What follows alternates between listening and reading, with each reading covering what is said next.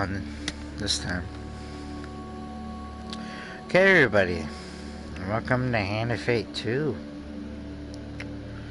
So, if nobody knows what this game is, basically this is a tabletop, card-based, roguelike little RPG. No, more of a dungeon crawler, more or less. So, you and I will travel a ways together.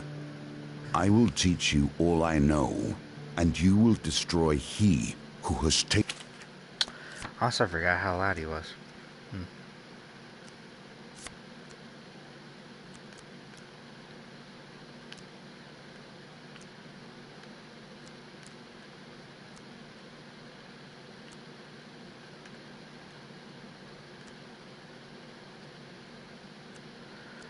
Oh, good enough.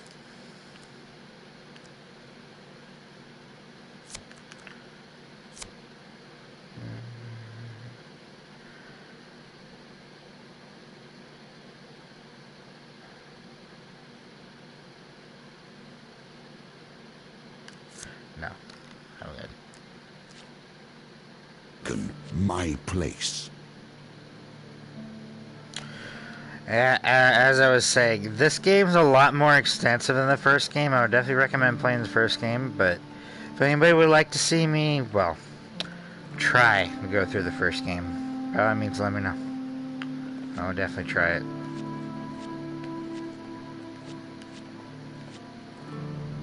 Alright.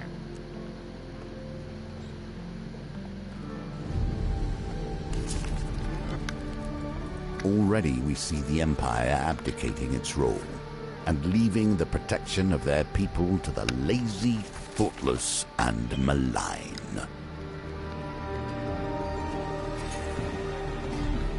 I have tried to anticipate the changes the usurper might make. 22 challenges I offer you that will help you to understand the many ways in which the cards may fall. I do not know what Callus will do when we meet him, but I hope you will be ready when we arrive.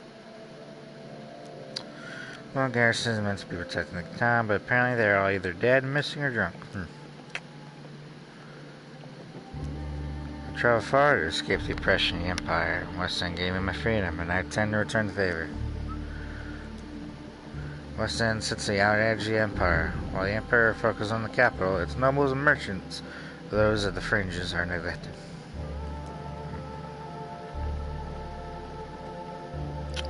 The Blight. Yeah.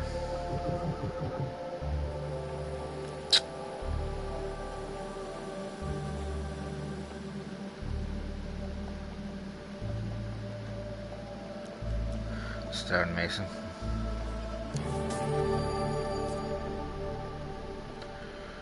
Then time to locate as many Empire soldiers as you can before the Blight invades.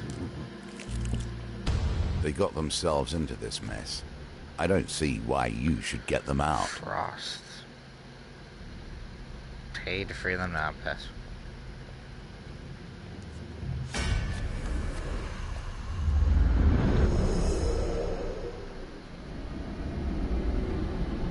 So Northerners, there are quite a few enemies in this game, different enemies.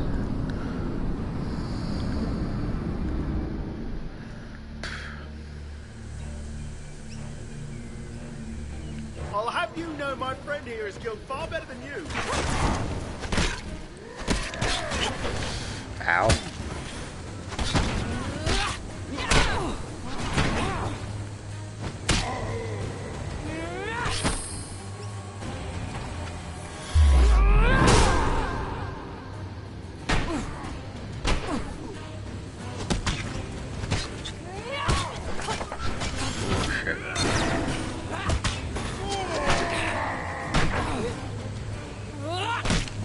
If you couldn't tell, red's unblockable.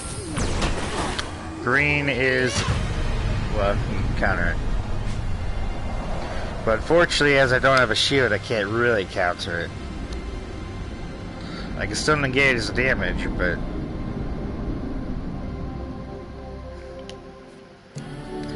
for soldiers, that does less. Don't tell me I just equipped that. 2 recruits. Did I just equip that?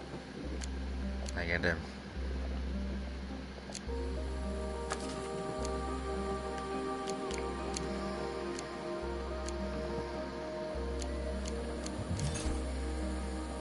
Keeping that, even though it's a heavy weapon. Here's a token for you, if you can earn it. You also come here. I need to see myself. Yep.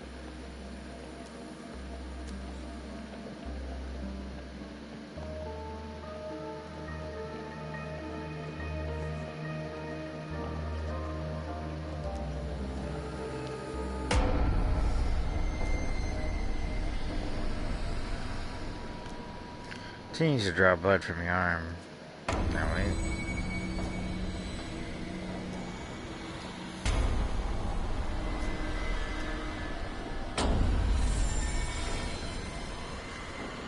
How much blood are you gonna take? Alright. Would have recovered full strength and time. I have no doubt, but I admit you have been a boon to me this night. Starting to say, the humans who dared to think they could best me in combat lie fallen and clearing to the south. Their ambition was as foolish as their deaths were quick, but perhaps they had something that would be of use to you.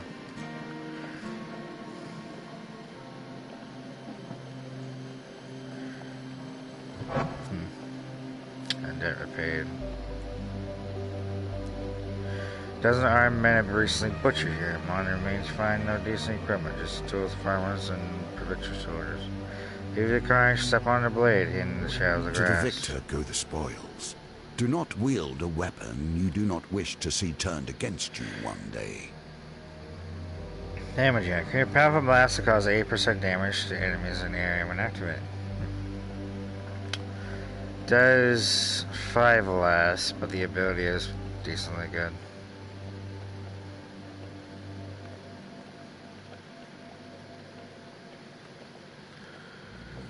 Says against. Nicely done.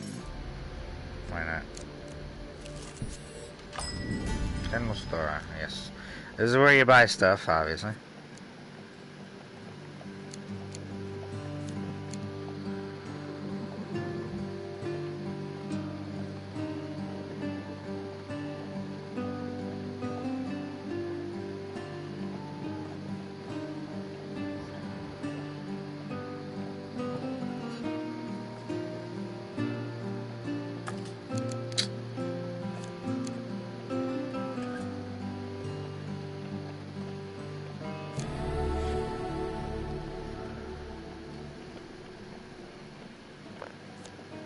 Is that your choice?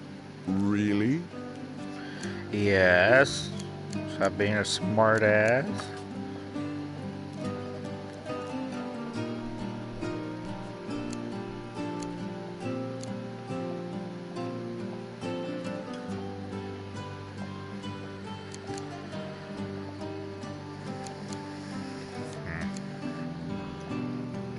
Repulse 40 shadows attacks to unlock this token.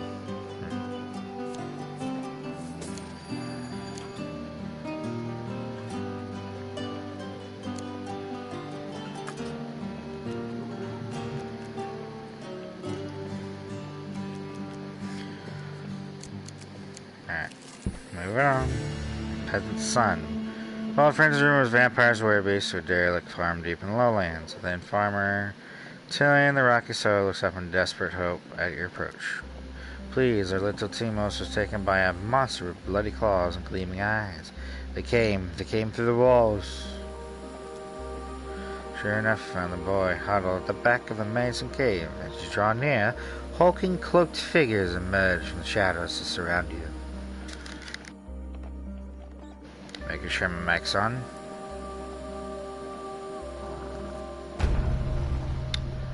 Shadows.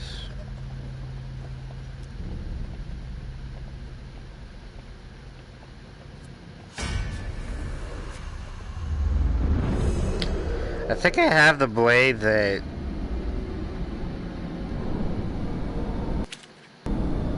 I actually works well against them. 3 shadows.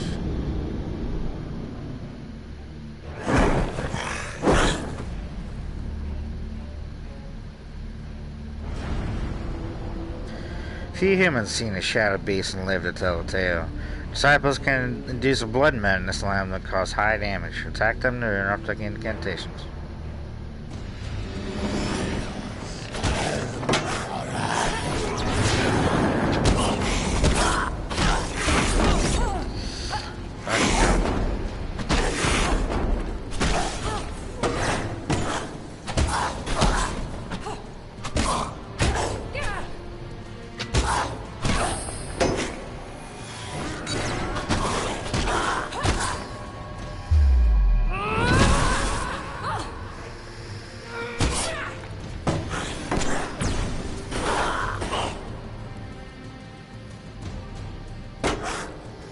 That's actually one of my objectives with that sword.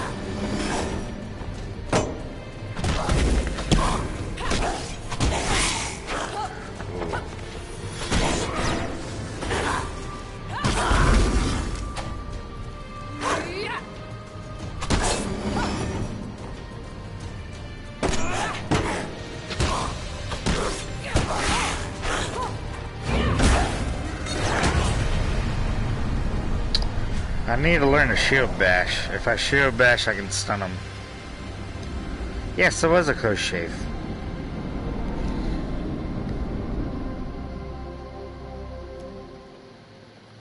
Eesh.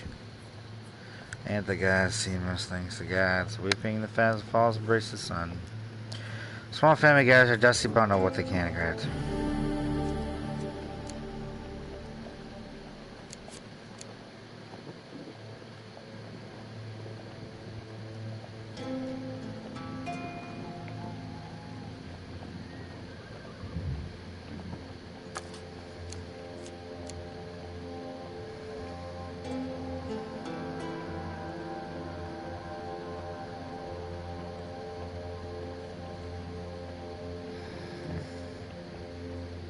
Reduce the movement speed by 10.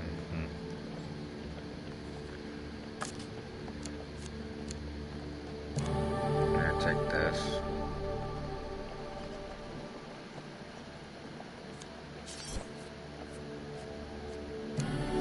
I did not have the weapon I thought I had. The Western Tower bell chimes fiercely. The town crier bellows. There's corrupted inside the town. They broke through the sewers and into Louse Lane. Our brave soldiers have gone down there to sort it out.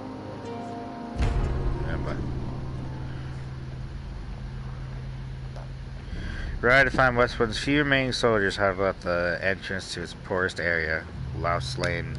We cannot let the corruption spread. For the good of the town, we must dispose of anyone who has been tainted, even a little. 3 against 3. Luckily, I'm here, so it's fine. Also, by the way, in case you're wondering, any soldiers who survive this one will be recruited to my side in the final battle.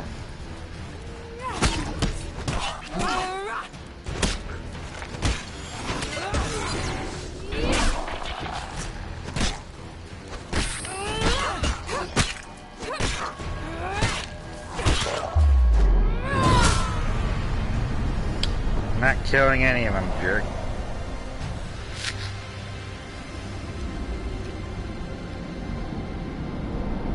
Alright.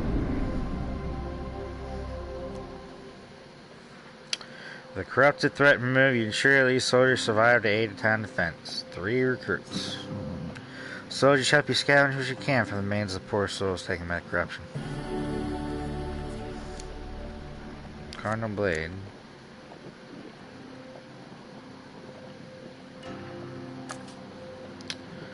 Yeah, pass. I'll take it, but I won't equip it. A remnant of the Templars and their religious righteousness. Alright.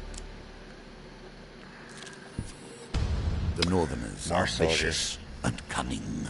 These soldiers should count themselves lucky to merely be captured. Alright.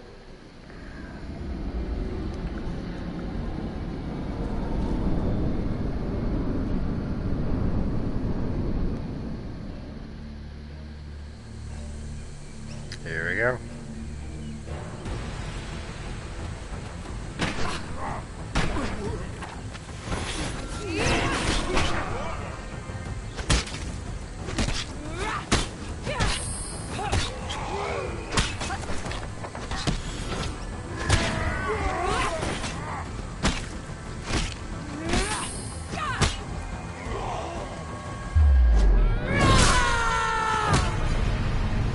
Oops.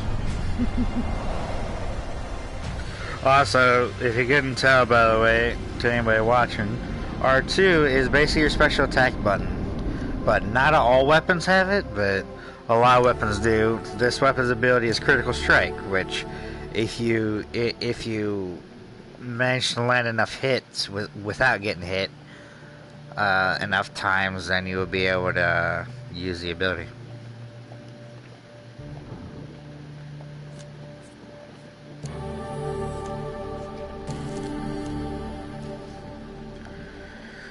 Two recruits. Ah, a reward for a job well done. Alright. Breeze front you right here, just as much as say you'd be. Cancel your spells. You're having need for any healing, yes. Thank you. Okay, that's just too kind. Thank you. I'm glad you fulfilled Master's wish to help you this day. Man, bid you farewell.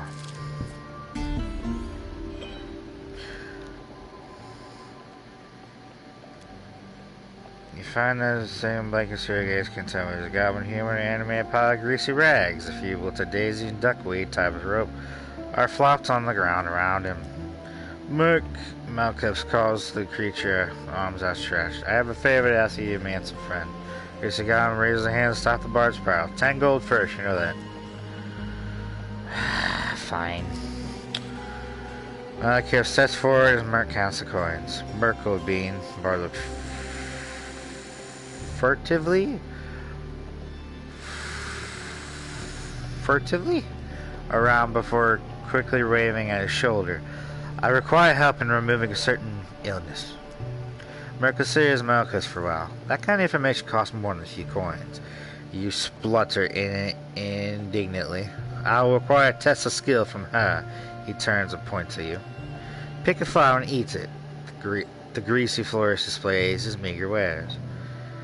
Malcup nods as if this were a fair request.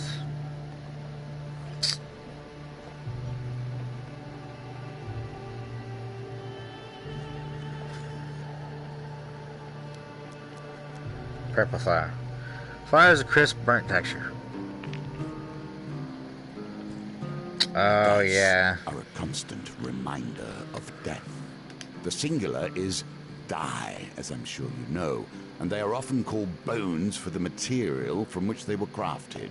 Here, however, they may also bring a touch of life. 18, nice. A win here sets the tone for your challenge. Merc watches eagerly as you begin to choke. Malachus, for his part, shows some sign of concern. Your eyes bulge in water. Suddenly, someone begins slapping you hard in the back. You cough, and a hard lump falls from your mouth. It's a solid gold statue of Merc. What? Malachus cheers while you catch your breath. Merc nods, happy with the results. He beckons Malachus closer.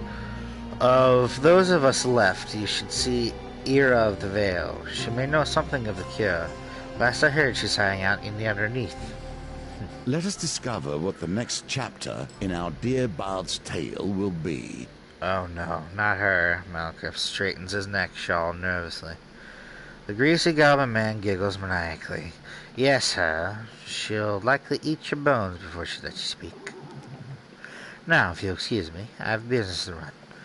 With that, Malkuth's associate turns away and hurls a bouquet at a shocked passerby.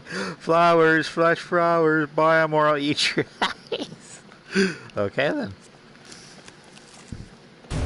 This sadly is what passes for a magician in these troubled Alright, times. switch out around you surveying Centuries soldiers I manager spent group. administering the game of life and death, all to make our kind powerful, all dust now.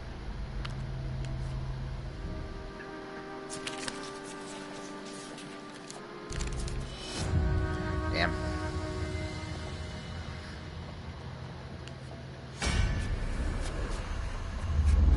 If I would have inspired them just then, they would have been able to do more damage.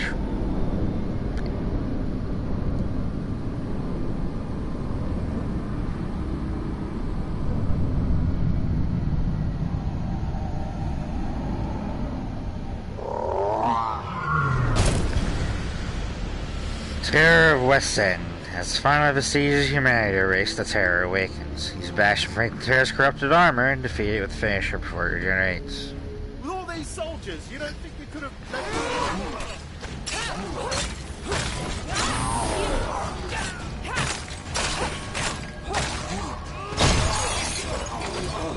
Oh, bitch.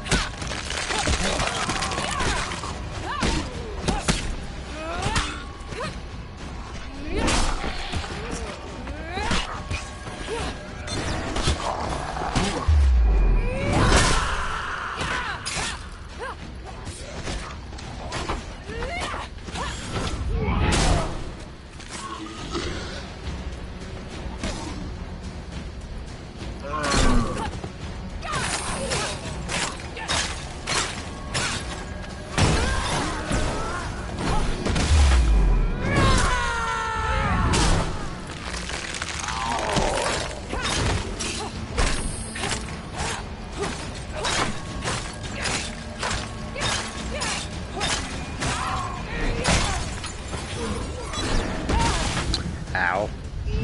Take this.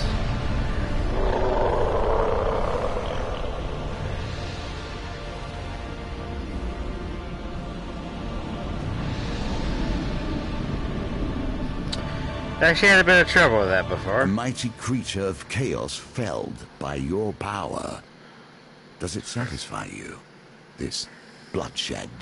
Once the Knowing corrupt those you destroy were once simple peasants, going about their day. Once the corrupted behemoth falls, rest of the minions flee, their spirits broken. The soldiers erupt in cheers, praising valor. You can rest until morning, ready to greet the reinforcements of the town already saved. The magician returns to the deck, but now we only begin our stories of fate, folly, and magic. Do not think I'm satisfied with this, but at least we have a place to begin. Fair Now enough. you have learned the simplest of ways to build your deck. Each challenge will provide its own unique trials. Here are some more tools to keep you in good stead. Ruby Ring, Valiant Aegis, and Winter's Bane. And then encounter cards.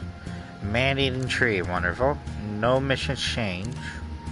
Lost Boy, Pauper Plague, and West End Tavern.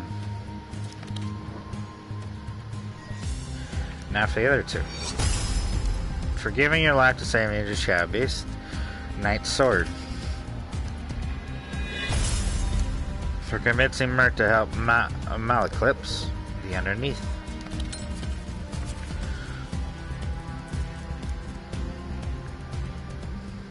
Alright. It's complete As you now on the play, next challenge. you will find more options open to you. Should you find yourself blocked or overly challenged, take the time to explore the board. Unlocking cards will give you options you have not yet considered. The High Priestess, the Empress, the Emperor. I'm gonna go with the High There Priestess is the first. small game, the game we play, and there is the great game, the game of life and death, the game I was once Always master new of. ones.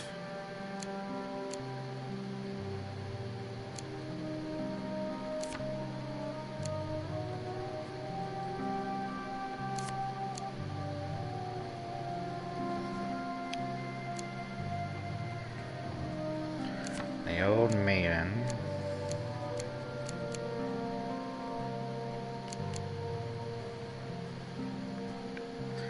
Platinum cards, huh? Okay, Winter's Bane for sure. Aegis, Ruby Ring. Guess I'll keep Cardinal. And then I guess Shield.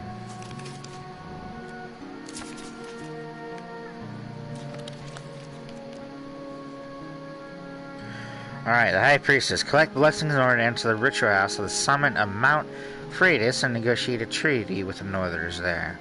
Tribute. Gain blessings to increase your chances of success. Northern honor. Do not expect to be welcomed by Northerners while treading in their lands. A campfire. Survive Mount Freitas by restoring life at camp.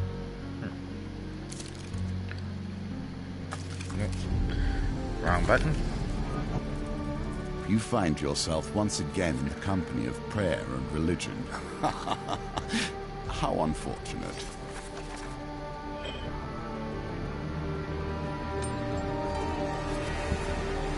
Now it begins. Negotiations on behalf of the Empire. We will see how that story ends.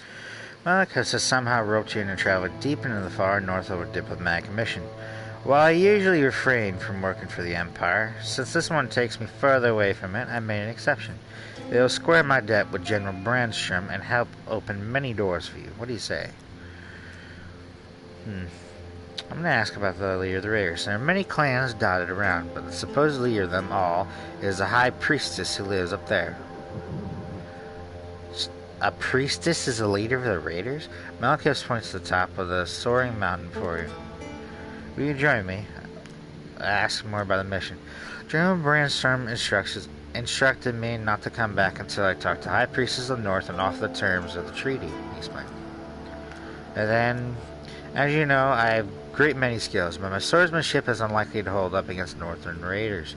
I know no one else who is more up to the task. And then Malachus. Excellent. Bring your sword and let me do the talking, says Malachus. I brought plenty of supplies so we can set up camp when we get hungry. 25 food. Whew.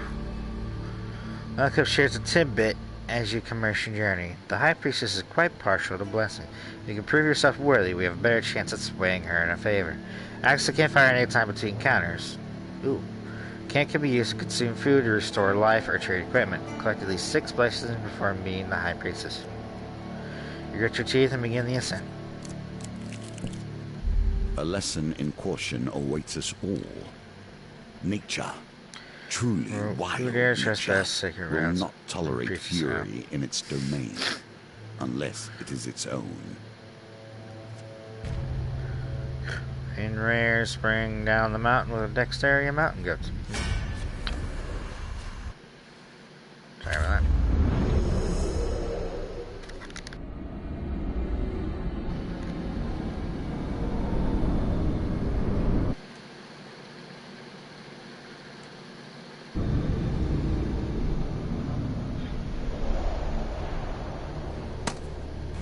No.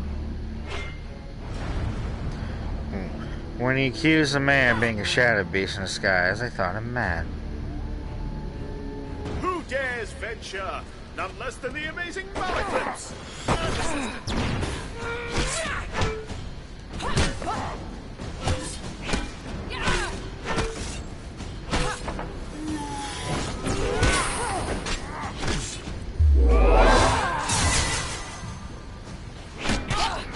Ow!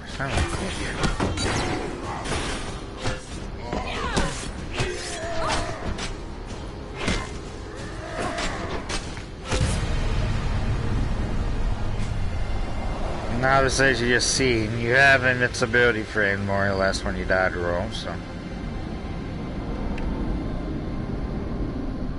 gives you a little breathing room if you have good enough reflexes.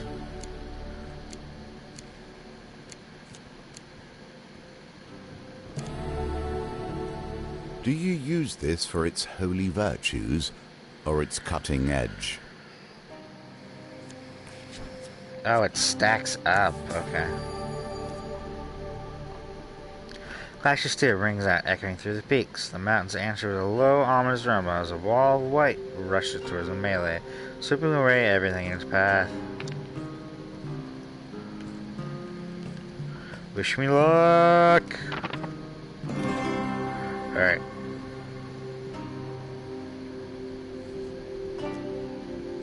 You seek shelter against a bluff, pressing close to the rock face of the avalanche roars overhead. The trembling stops you, miraculously unscathed. He stands weapon jets from the snow. As you near, you realize he still clenched his hands by buried to the wrist by the avalanche. Dig him out. Brave the cold and free the raider from his icy grave. He takes a moment to catch his breath and say, "You saved me, though we are enemies by blood. Take my blessing and lead me into my thoughts." To your fame. Second wind.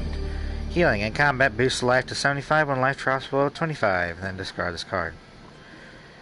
Transient blessing. Any number of blessings can be equipped at one time. Transient blessings are discarded when certain conditions are met. So this is a transient blessing. Okay.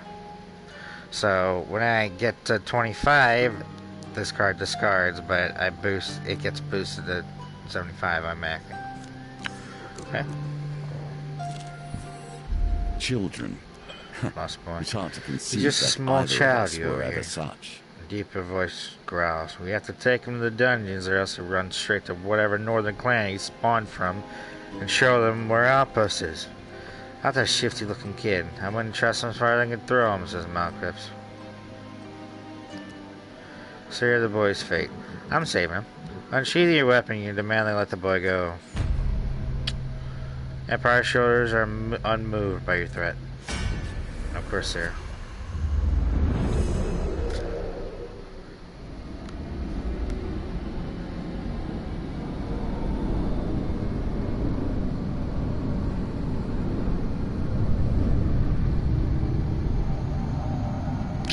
First time I'm facing these soldiers head on like this.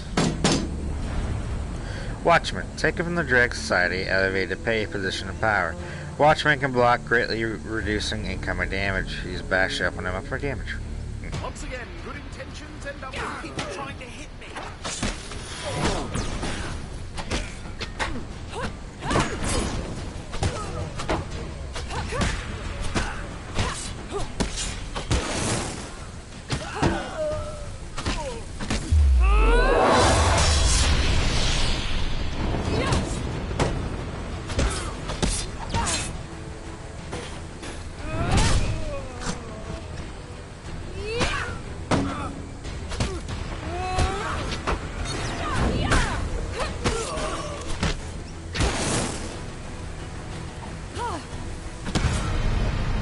Oops. Right in the back.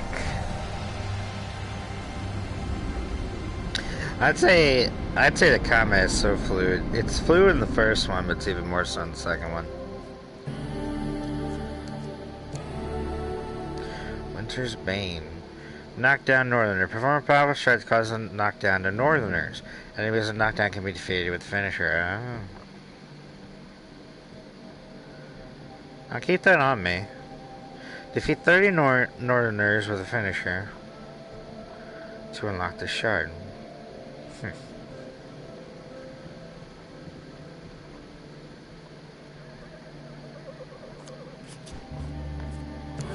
Why not? Are you checking the unconscious guards? Unconscious? You notice a boy looking at you warily as if sizing you up. Come on, dice. 12. Definitely the 2. Yeah. Yes, okay. Honestly, if it's a 3 or 4, I would have got it anyway. Feels a little dried plant hung around his neck nervously. Okay, I will tell you. There was an Empire ambush on a village. I ran with Mother. We got separated.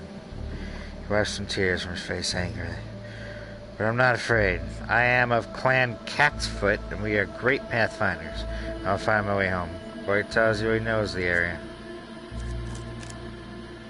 Blizzard. Okay. Well, I did find something special, so maybe...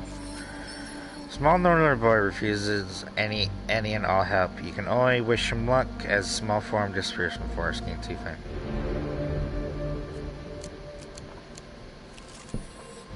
Be careful where one takes refuge, even in the worst of storms. Blue warning, snowstorm sweeps from the north. Snow whips against you like shards of glass and obscures your vision. You struggle to find cover.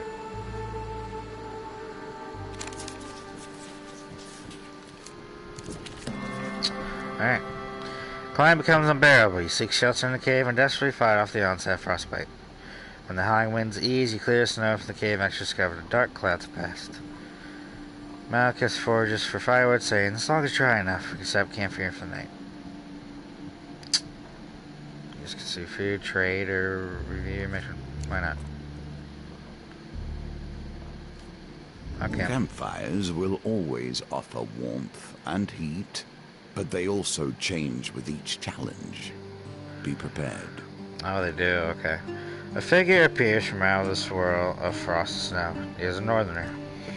Come in peace, he says. I make the pilgrimage to the high priestess. I mean you no harm. Without waiting for approval, he slumps down beside you and warms his hands by fire. In my youth, I once fancied a northerner warrior. She almost cut off my head when I serenaded her. Really? Marcus plucks a mournful nose. Young love, hey? Change appearance. Huh.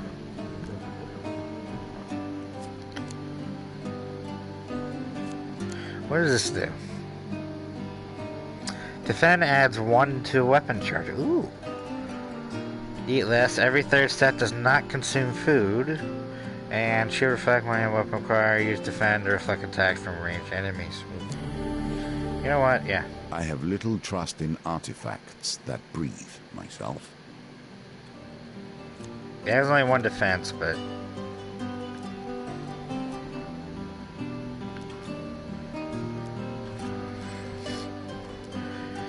You know, nothing the High Priestess will take kindly to me, the Bard notes. You, on the other hand, with a sword and sense of honor, it should be fine. Collect C6 blessing before meeting the High Priestess.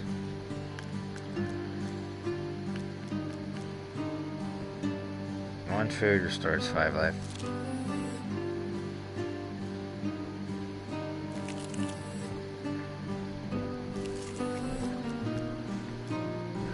Sleep through a long cold night. In the morning, pack your things, continue climbing up the mountain. Alright.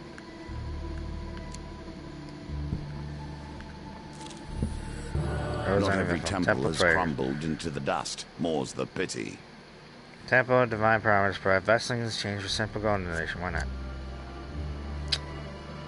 What is this?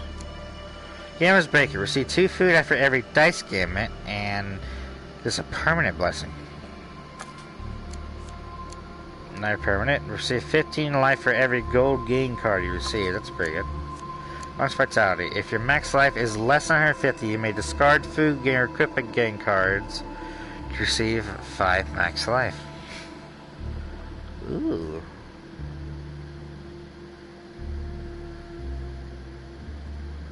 Huh. That'd be pretty good. Pocket money. Gain 20 gold at the beginning of a new map if you have less than 20 gold. Oh. Long shot. Score the exact target value in a dice gamut to draw 3 equipment cards. Ooh. And discard this card.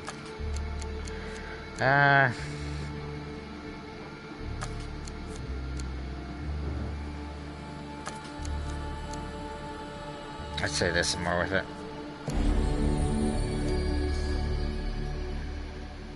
Leave with your new blessing. The mountain itself pushes you back. A sudden blizzard slows your progress through Mount Freitas. The bitter winds pierce your skin like shards of glass. Witches I will tolerate.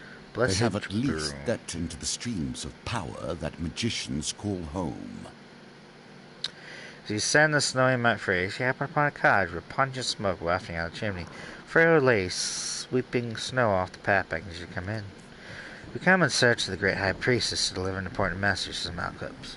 You better go bearing blessings you wanted to get on the High Priestess's good side. I'm fixing a batch right now if you'd like a taste. If I've got it right this time, you can take it to her, she says, stirring the cauldron. Malchus politely declines. I've been watching what I eat, but my companion here has an insatiable appetite, he says. Funny.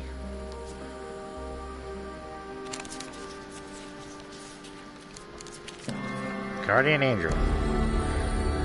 Pick again. Optionally retry any chance card. Gambit. Ooh. Ooh, that's actually really good. That was in the previous game.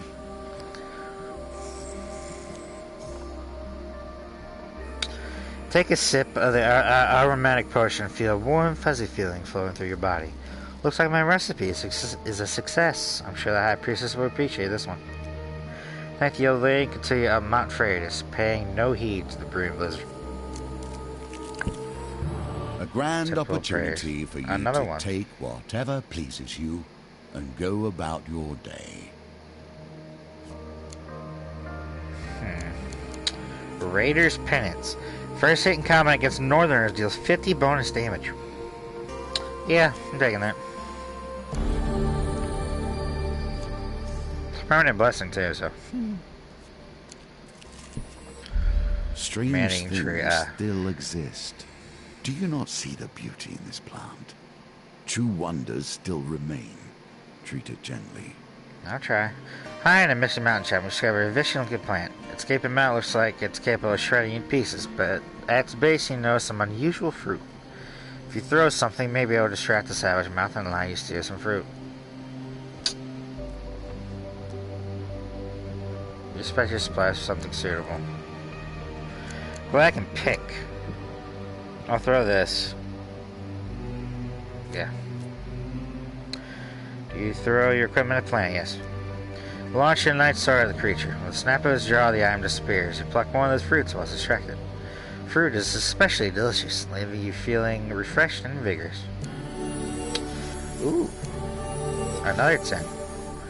Creature curls out to protect the remaining fruit as you leave the area. Okay. In the cold, men become desperate. Women hold these mountains together, even through the worst. Women hold these mountains together, you say? A little warning, yep.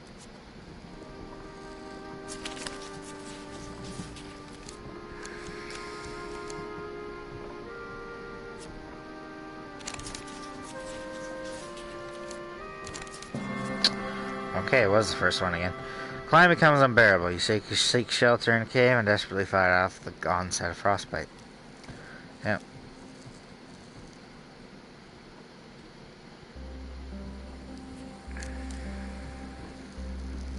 I can, but I won't.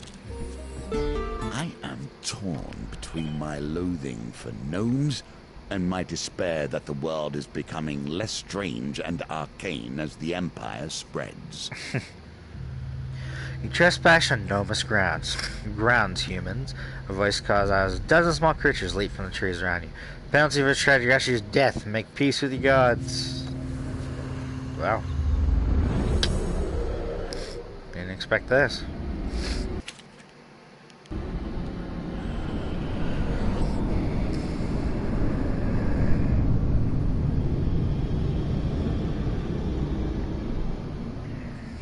Oh my god, look how cute they are.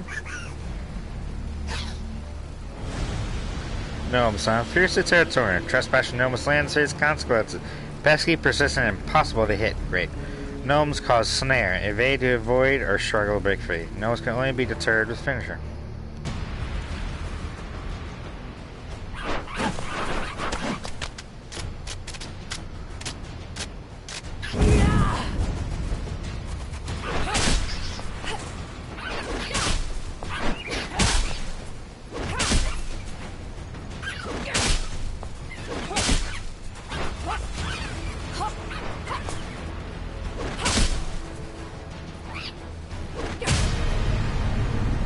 Oops. Just kick him.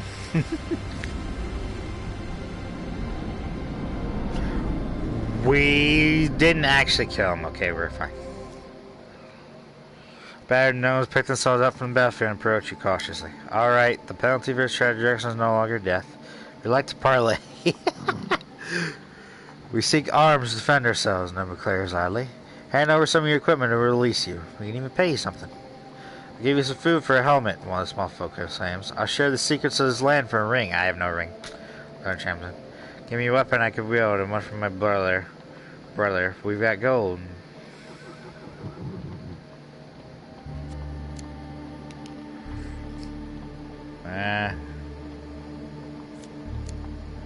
Guess I'll give you Winter's Bane.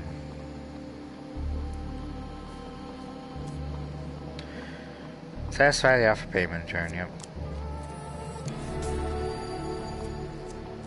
10 gold. 15 gold.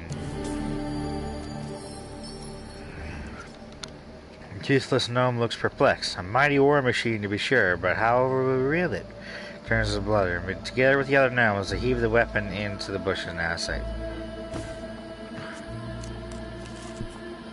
Will you push on, despite nature itself attempting to thwart you?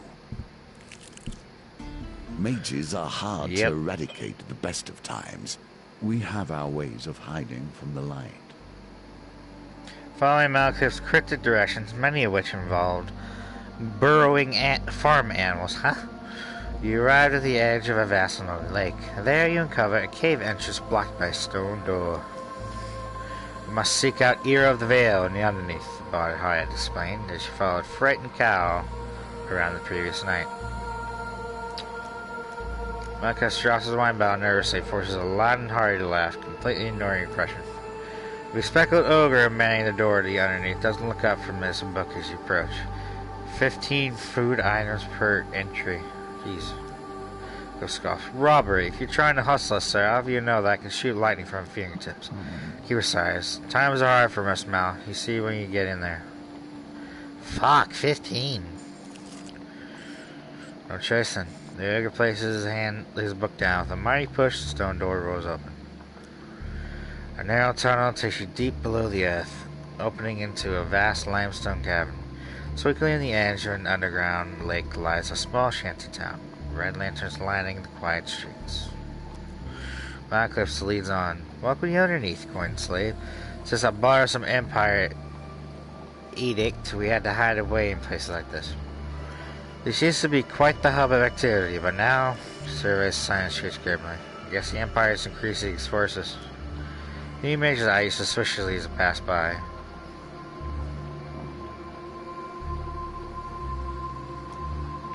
On the abandoned stalls, you find an ancient-looking shop front. Though through red lantern light, you read lots of oddments. Use stones directions.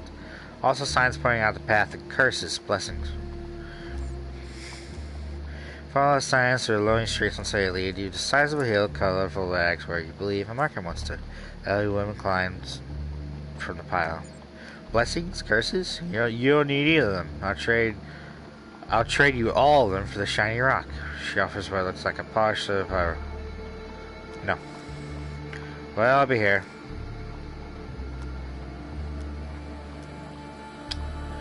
I'm not allowed in there after I stole all the stupid pebbles. With a jangle, you enter the dusty store. You find it filled shelves, baskets, glass cases with rocks of various shapes and sizes. The wise and shopkeep, Leelot, peers over the counter at you. He raises his wrinkled hand his way. You see baskets of giant boulders, smooth pebbles, and tucked away in the corner, a basket of rings. Shopkeeper looks around finally at the stones. What would you like to buy? Everything is 20 gold apiece.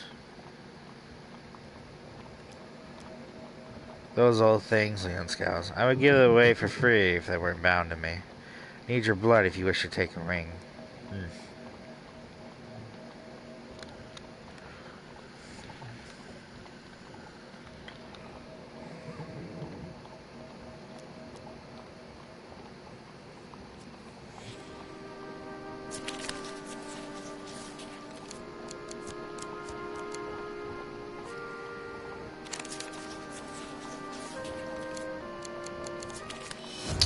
Damn.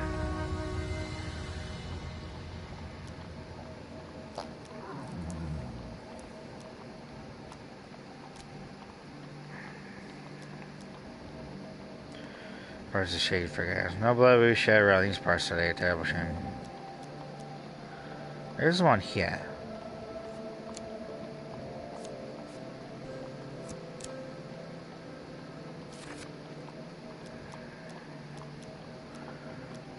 Devil's Ears Tavern. And the heady scent of berry wine, smoke and feathers. Ah, the Devil's Ears, my home away from home. Pulls out his lute and leaves to serenade the pretty bartender. She tries her best to ignore him. A decrepit hag nurses a smoldering pint glass at one end of the bar. Alone in the corner, a hooded figure lurks unmoving.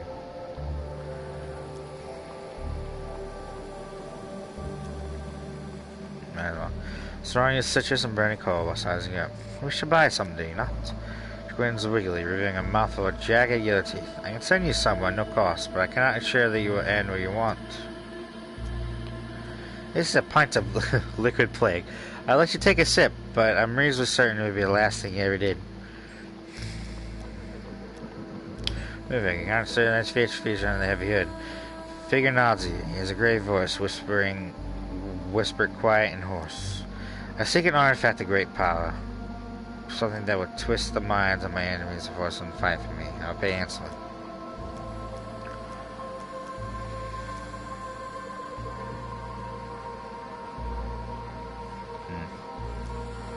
Woman in robes adorned with silver ornaments greets you at the door.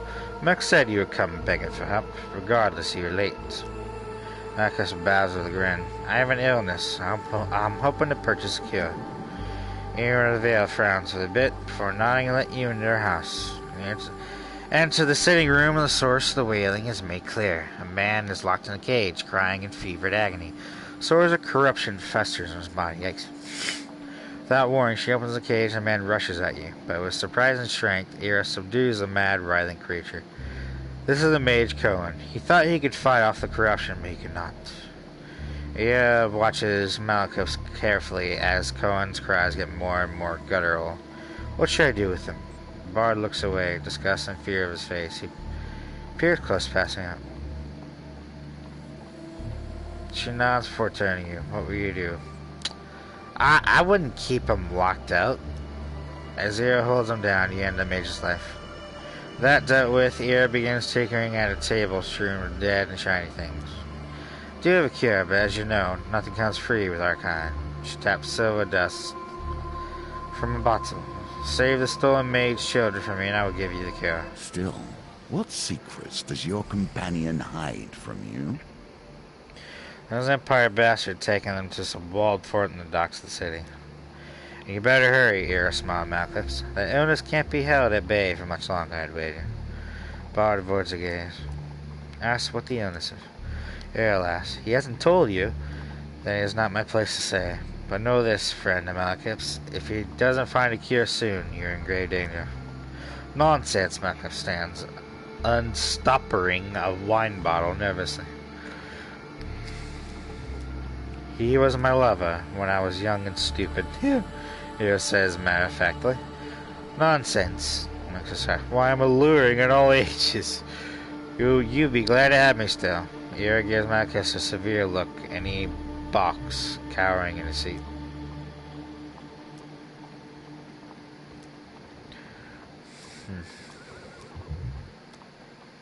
Mal? Bard turns around. You catch a glimpse of hope in his eyes. She avoids his gaze. Take the children to the madmen aforesaid. They run an orphanage. Her fear is no longer safe here.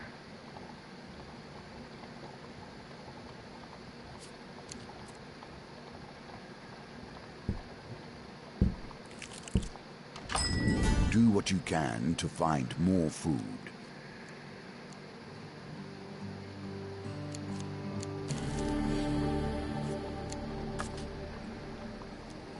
What kind of equipment do you have even?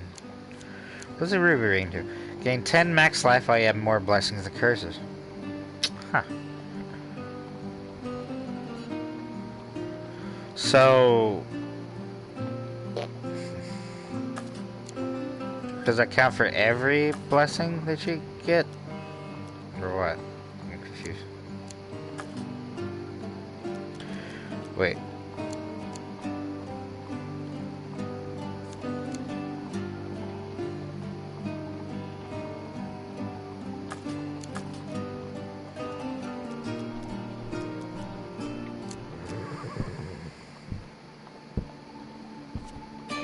The mountain is unforgiving. You would not be the first to die upon its peak. Another blessed blue.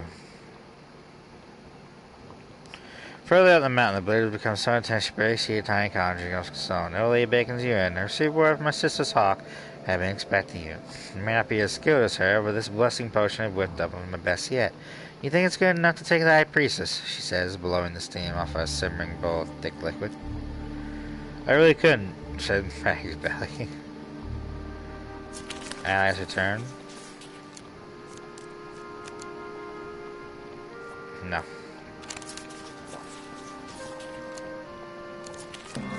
Allies return. What is this? Revive companion. Revive your companion at the beginning of each new map. Even though they could die. Take a sip of the aromatic potion and feel a warm, fuzzy feeling flowing through your body.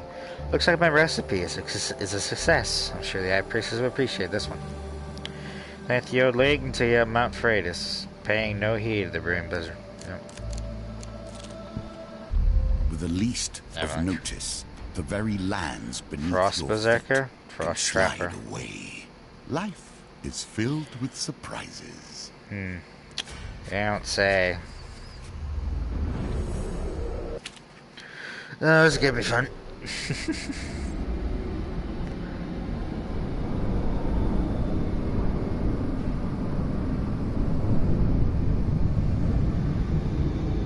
I really hope I don't have that axe that I equipped.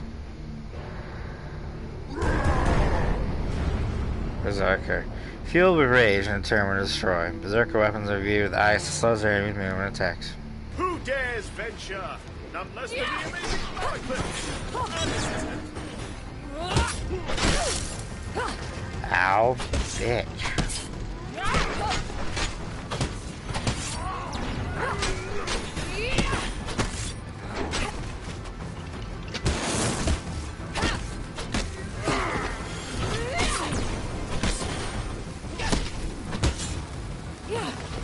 Whoa, throwing bolas at me, how dare you.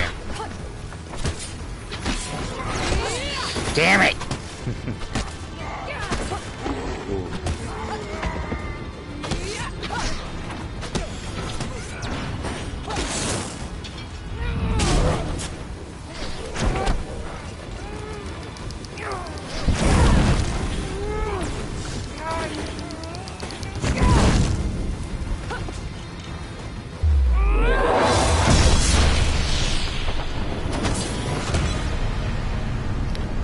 Get out of here.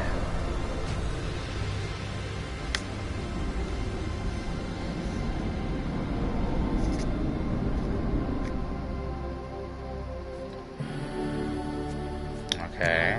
Ruby ring, there you go. Valuable for purely financial reasons, if nothing else. 3 food. Nice 3 food. Hash steel rings out, yep.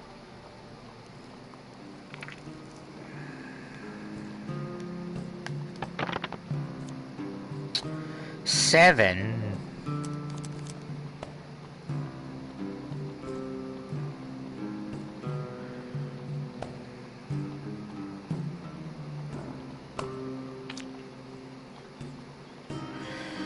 Please. Okay, I got the exact amount. Phew. That was close. Seek shelter against a bluff, pressing close to the rock face of the avalanche. Yep. Take him out.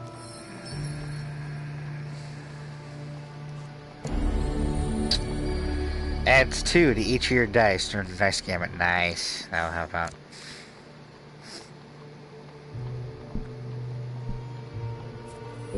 Age turns us all. She has done rather better than I in the time that has passed. All through Shade Forest kind of frail old maiden. She stops to reach you. For centuries I have helped the mortals who find themselves lost in my forest. Is there anything that may help you with your journey? I think I'm going. I hate to ask this, but no amount of gold will satisfy a mortal, but if that is what you wish. Your ancient voice falters on the words as if long unused.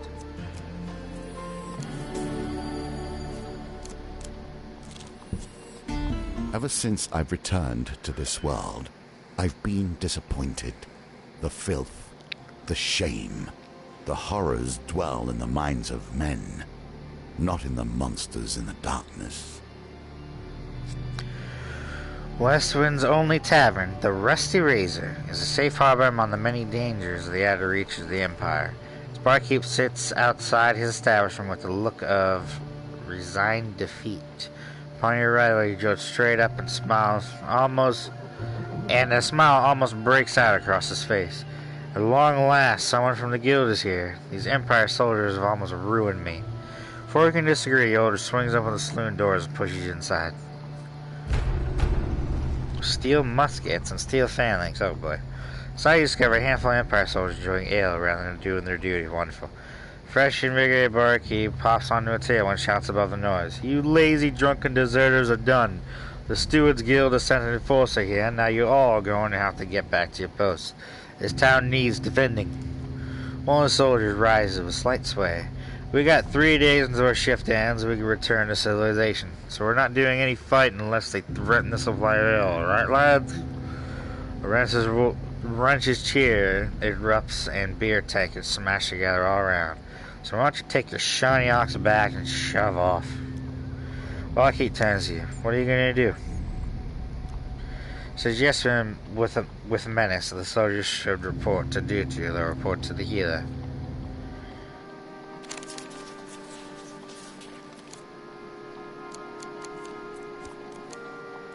Well, what do you know?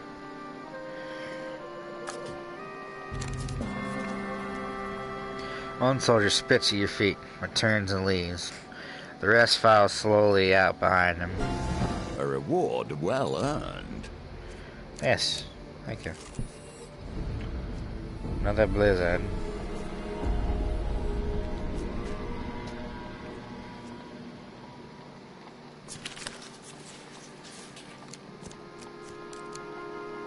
Ooh, no. Well, rather normal failure. The wretched smell of fish meat and stale sweat alerts you to the presence of a bear rousing from ammunition. The first beast bares its teeth and swats at you. Giant paws. Wonderful.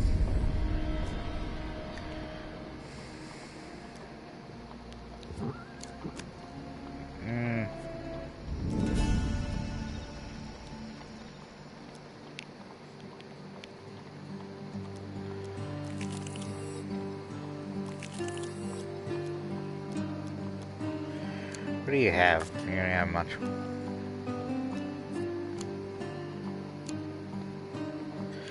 $3 for 11. That's highway robbery. I say there's only 1 gold higher. Phew.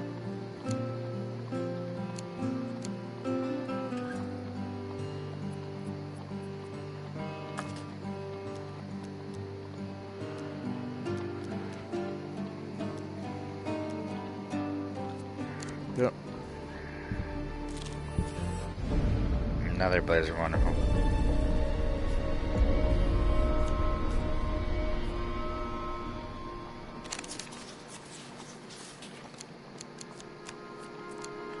I did see that, right? Why did? Oh my god! I thought it. Son of a bitch! I thought I pressed circle. Apparently, I pressed square. Whoops. Now the confrontation.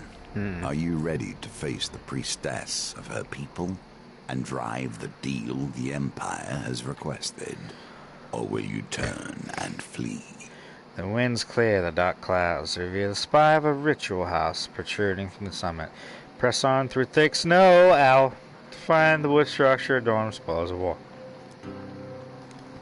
As you enter the great hall, the towering arch doors swing open with a heavy creak. Giantess in a velvet robe enters, accompanied by raiders. Marcus bows low to the ground. My companion and I have been sent forth to discover truce between the Empire and Northers, milady. So, they sent me a silver-tongued devil and a shield maiden. She smirks. I hope for your sake you have a decent offering. You kneel before the High Priestess. Your offering will suffice, says the giantess, but if you seek to make a deal on behalf of the Empire, you must prove yourself against my champion.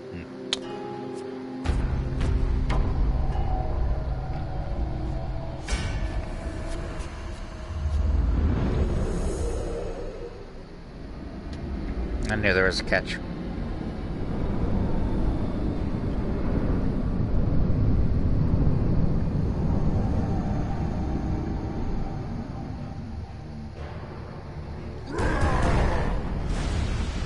Berserker champion, fierce, loyal, relentless. Champion of the High Priestess. Berserker weapons, yep. Beauty of the ice, slows enemies' movement attacks. Why do we always end up enraging the local? Ow, bitch. By sea and sun, fate and fame!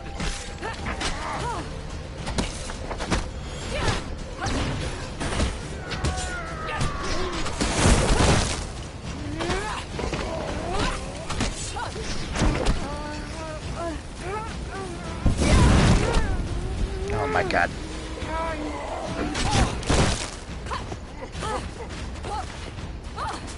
Thank you! I gotta take out your boy, guys.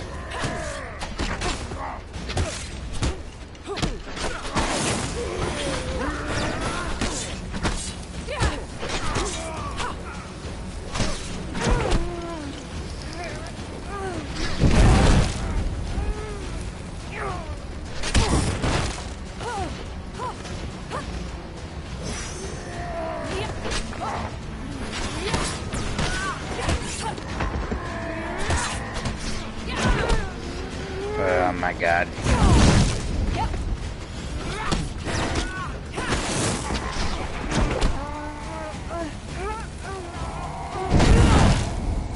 Ooh, I blocked it just in time.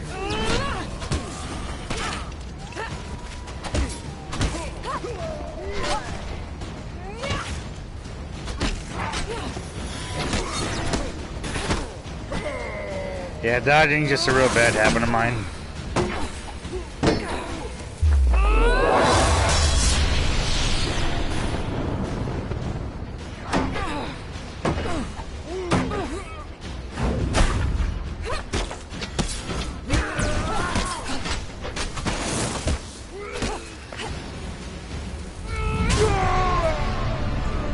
Oops.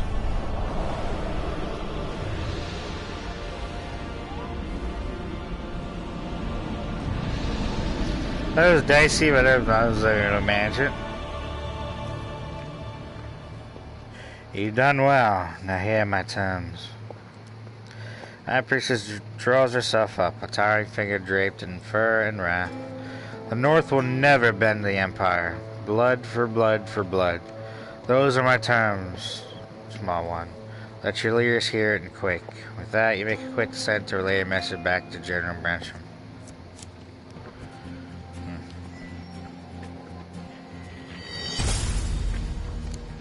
For besting High Priestess champion, I get Humble Hammer, Berserker's Creed, and Extinguisher. And the counter cards, Winter Solstice, Burning Building, Temple Prayers, and Cartographer. And for sending my supplies have been added. 5 food, Warrior's Axe, Soldier Sword. Ah. Getting favor of the High Priestess, Dark Grove Ring, and Shrine. Wonder what the Shrine does. For convincing Era to help Malclips, the Stolen Ones. For clearing out the Rusty Razor, Friendly Innkeeper. Oh. I guess that's what, free health, something like that. Take aim and uncover what lurks nigh a peak. Rana's Remarkable Fishing, and Unrest and Iron Peak.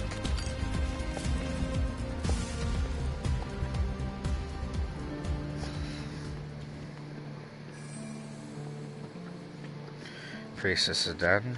Now This for the Empress. game is merely the lesser game. It is not the true game of life and death, merely my model of it. I must prepare you for the challenges you will face when we meet Callus in truth. I don't know what the shrine is, but it looks important, so I'm gonna put that on there.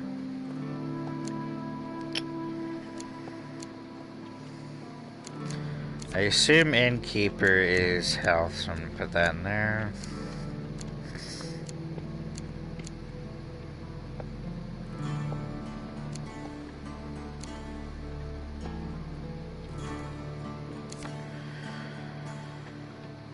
Eating, yeah. Oh, you only have one platinum card, so that is a special card. Interesting.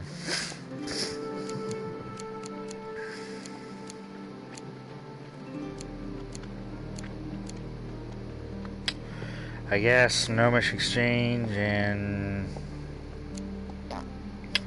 Winter Solstice, why not? Obviously Humble Hammer, definitely that one. Don't know what Berserker's Creed is, I'll try it. Dark Grove Ring, Strange or Ruby Ring. And maybe... No, I'll pass on that. Winter's Bane, and then Cardinal's Blade.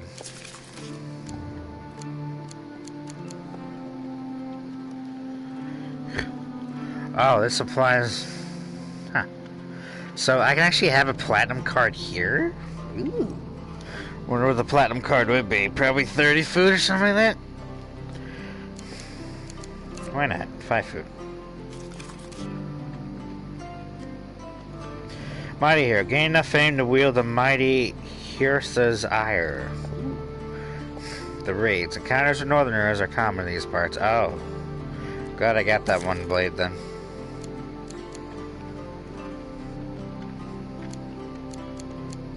Yeah, I prefer getting extra food at the start. Not gonna lie. Hold me over for longer. In this case, the Empress is a symbol. A leader of the northern clans, but not their only one.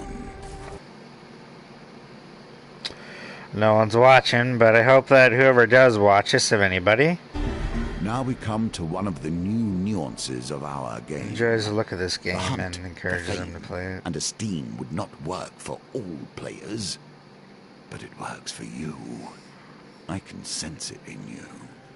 Your pride, your skill. In time, we will learn all of you.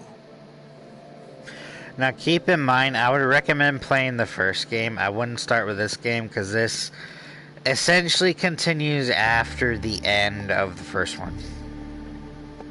And since I generally have an idea of what happens from the first one, I decided to skip on ahead because I was playing the first one in terms of trying to beat the last one. I played it for 4 weeks straight, okay? And I couldn't beat it. And that was on normal. That's just to give it an idea. Just be prepared. That's all I gotta say. Just be prepared. And it's not really because of lack of skill. It's more of the debuffs. Because each challenge, like for example, in this challenge, there are debuffs and buffs that can happen. In that game, the debuffs were pretty brutal. And there were nothing but debuffs, unfortunately. You make a poor apprentice. Cultivate focus. Raiders have destroyed a village. The editor of Talos explains in a hushed voice. They were sent by a dark shaman of the north. They were searching for this. He draws a large warhammer from his cloak. Curious eye. 'Tis the only weapon that would break the seal protecting their encampment. He hands you the weapon. Anger is a powerful force. 26 damage. Shockwave. Perform a powerful strike to cause a knockdown to a single target. Impact tracks enemies and causes stun. So Armor Breaker. Bash causes additional damage to armor. Heavy. Bash deals additional damage to armor enemies while they block. Yep. So I need 20 fame to wield that. The weapon is heavier than you imagine, perhaps weighed down by some hidden magic, preventing you from wielding it to its potential. You acquire 20 fame to equip this weapon, earn fame by completing encounters. The answer looks straight in your eyes as though peering into your soul. Not all weapons are for all men. Only those who have demonstrated great acts of valor and courage may bear Hretha's ire. You do well to remember that. Let me give him a question. You must find the courage to wield this weapon and defeat the shaman before the 5th village falls. The villagers need a hero. The town of Braedon is surely in danger, and must be won.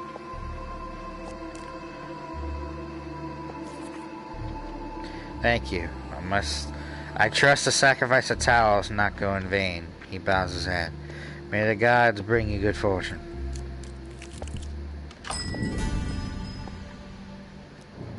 What do you have, just out of curiosity? So, what does this do?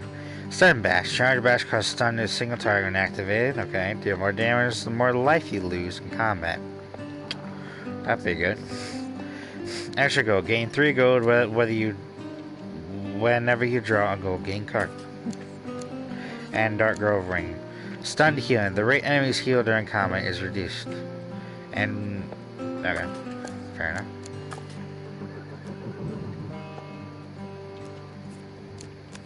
Time passes and things Unrest change. Oh, this one already. The advances of the Empire march on, and mystery and magic falls further into darkness. Yet, death stalks the streets of the city. A pall of smog casts the city in a dull gray light as you navigate the narrow streets of back alleys of Iron Peak.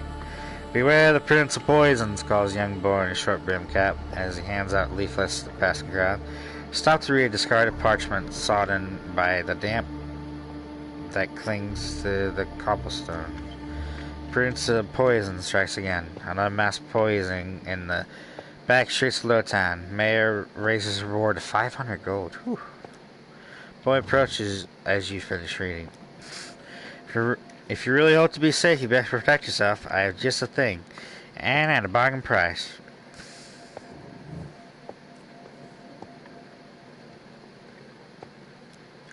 He's the one responsible for all the killing that's been going on, Shock saying, wide-eyed. Dozens, if not hundreds, of innocent people, dead, all poisoned by the prince. He strikes at random, anywhere in the city, and at any time. Just drops one of his canisters, and half the streets are dead before anyone knows what's happening. If you really hope to be safe, you best protect yourself. Yeah. Ask about the disheveled children. But looks over to where you're pointing. Most of them lost their parents to poison and live in the streets now. Boy shakes his head in pity, saying, came from a good home, some of them. They won't last in the streets. Don't even know what street corners are best to beg at. I don't want for food. Children dressed in clothes, off once embellished with silver buttons and lace, but now torn and coated with soot, swarm around as you approach food in hand. I give him 5. Dozen filthy hands tear the offered morsel to shreds as the children scramble for what they can get. More filthy children appear from out of the shadows and beg for food. Suddenly an armed man sprints the alley, knocking several children to the ground. He pauses to swear and glances back the way he came. Silver-haired lady, clearly dressed for combat and sporting an array of weapons, stands silhouetted at the end of the alley. Running is pointless, Mad Eye, she says, matter-of-factly. Anarchist agreed. Mad Eye draws his weapons as the children scatter. I'm not going back to prison, yells in defiance.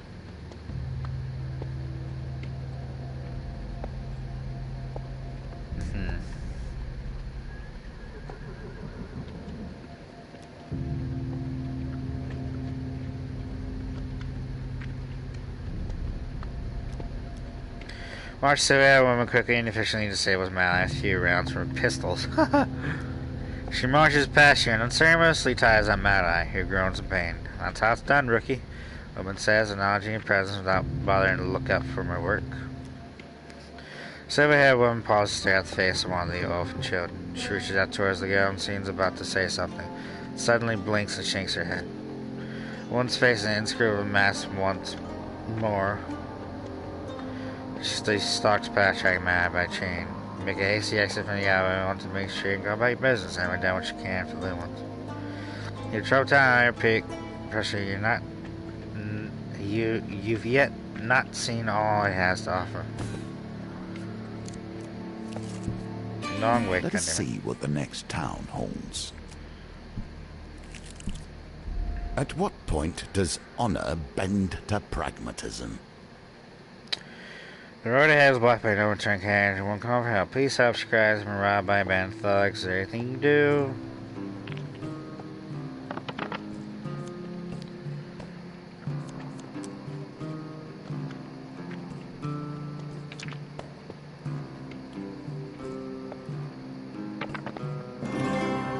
There we go. Thank you, the woman says. You helped her from the carriage. Please accept this as a token of my gratitude.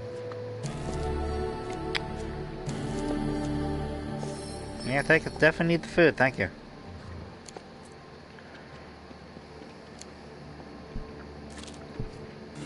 Wealth through exploration. We have many lands to discover, you and I. If you cannot make use of this, I will question your skills. Traveling cartographer. In the process of making the first full map of the Empire, wishes to pay you gold for information on the areas you'd see in your recent travels. I did not know every stream or stone that lies from here to the capital. I'm sure whatever knowledge you can provide will be some worth. Cartographer listens intently as you relate what you can, remembering what you can remember of the neighboring areas. Spend several hours in the company until you're satisfied that you have nothing else useful to add.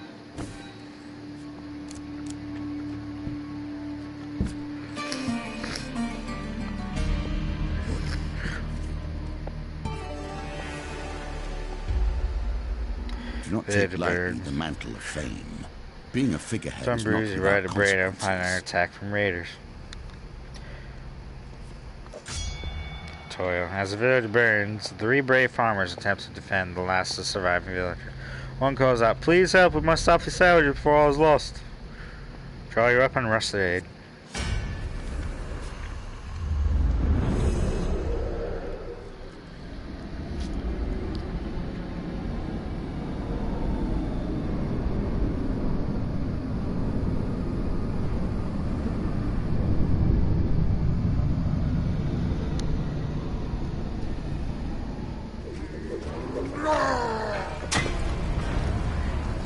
Further plains prey a few and far between. Yes, traps is all.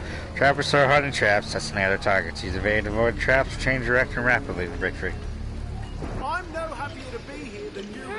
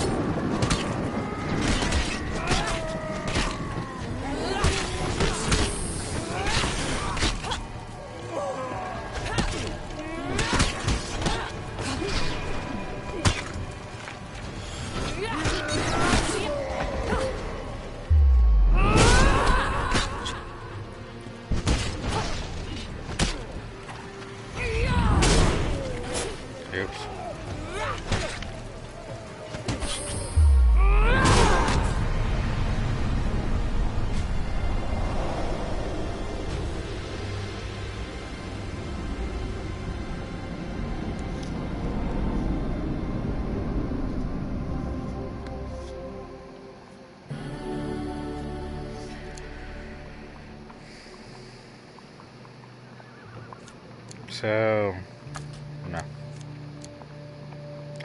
Definitely this. Say 50 hits in combat and unlock the shark. The power rage grants is often misunderstood. Surviving villagers rush to the farmers' aid and tend their wounds. Thank you, hero, they cry. You have saved our people. Sadly, our village is no more. Please accept a small token of our gratitude. Saving all the peasants, you see forfeit. Nice. And 7 food. Jesus, thank you. And 5 food. It is not time to celebrate. They are surely mastering the raid town of Terran. Point towards south, down the riverbank. If you are a true hero, you will surely save them. With another village lost in northerners, set out for the next town without delay. A simple part of every story. Especially a tale spent in the company of allies and boon companions. True. As night draws in, you turn to the Rusty Razor. Provide a Grecian woman. What can I provide to the savior of the Rusty Razor? Latest rumors. The uncanny tragedy of the recent cheese festival has kept the inn busy and his coffers full. You'll buy a meal rest? What do you require?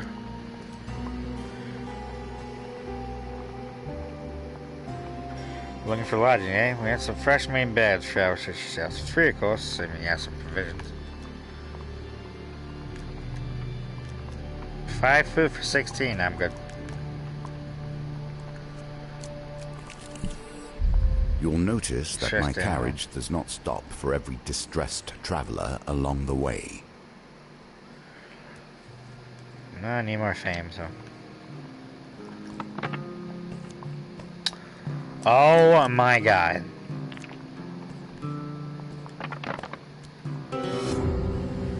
Yeah, definitely lost that one. The dice are fair, and thus you have lost this round.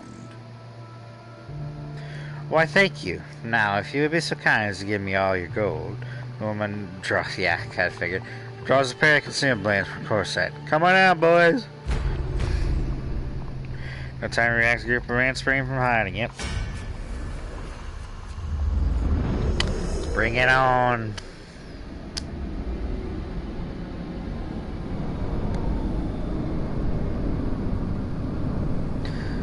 I feel like there's a little loading screen before a battle.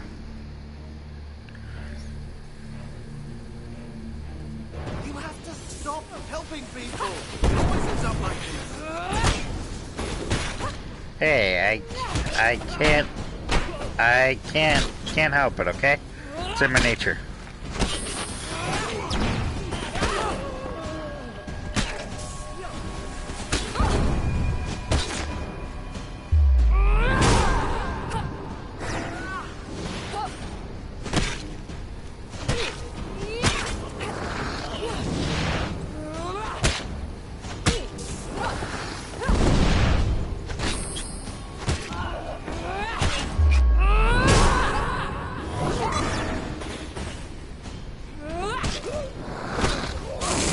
What? Piss off. I honestly thought I was going to come out of that unscathed, but... Damn.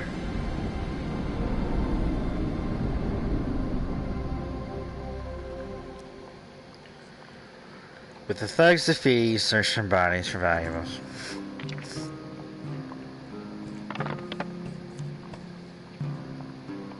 Gee, I wonder which one I should reroll.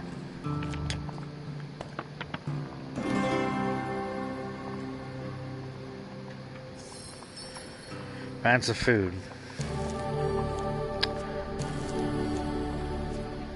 Definitely appreciate the food. When the hero runs Raiders in, ambush. the villain takes their time to bait their trap. Be careful, lest they put you in your place. Rustling behind you is all the warning you get that your life's in danger. In turn, as the cords of a northern bolo wrap around your body. Part of your northern charges you break free. Yep.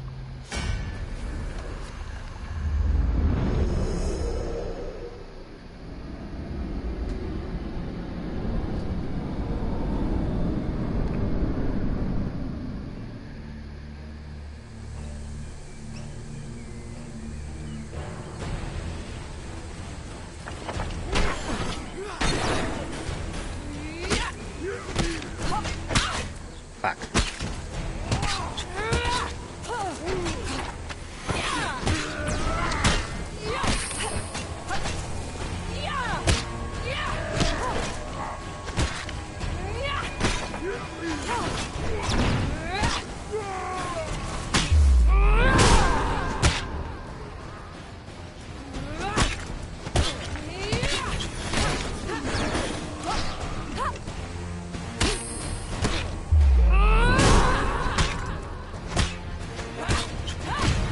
Oops.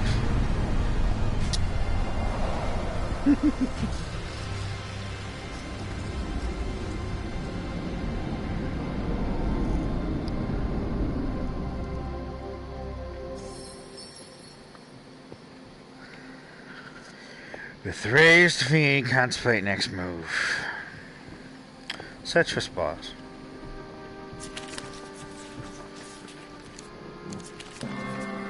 I'll take food, I guess. Would have preferred the gold at this point, but no. Children are always the ones to suffer most. They have an excess of capacity for it. You linger near Fort here. Near Fort in the abandoned docks of the great city, Malcolm sidles out of an alley and strokes his mustache. Well, coin slave, the Empire has the stolen maid's children hidden away in there. Now, I'm not fond of children, as you well know. You call time Malcolm's asked to relinquish his last sweet will to a crying child. He refused. But Ira won't give me the cure if we don't rescue him. The Alliance plan for you is worryingly brief. These faults are all interconnected, so even defeat 2 steel monsters. So even if we defeat one line of guards, they're bound to be called reinforcements. We have to get in and out quickly.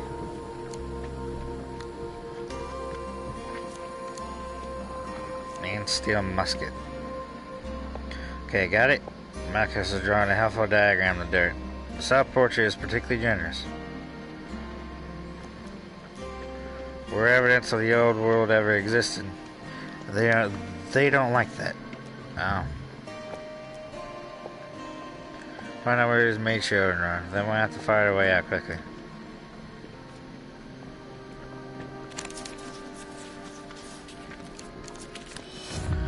Well, it's one failure.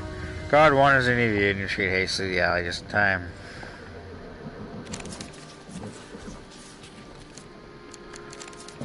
I did see that right.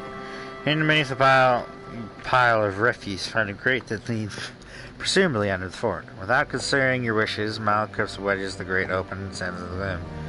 You follow suit as you don't quite trust him on his own. The rough stone walls of the narrow passageway grate against your skin as you feel your way through the sewers. You stumble blindly into Malcuff's, clumsily plunge into the water. Whoops. Wonderful. The commotion rouses a group of corrupted creatures taking refuge in sewers. They don't take kindly to intrusion. Of course, has to be one of the bosses, though.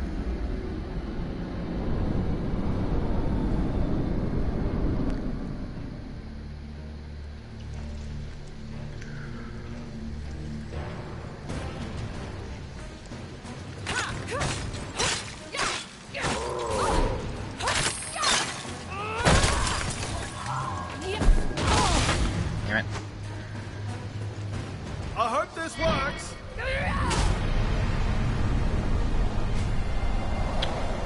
There we go.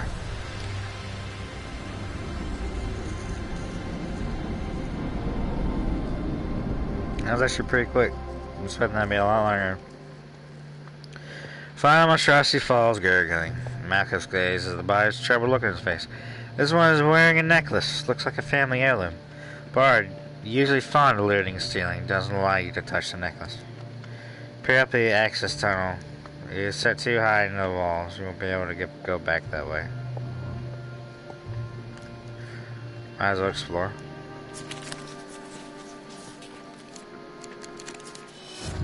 Of course. You're no interest in investigating further. Wonderful.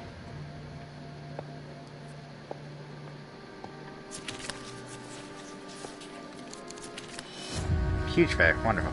Trip on a damp chair, fall into a pile of loose barrels. Noise clars loudly throughout the stairs. There's somebody living here. Immediately a shot comes from above. The rats are back again. What's that?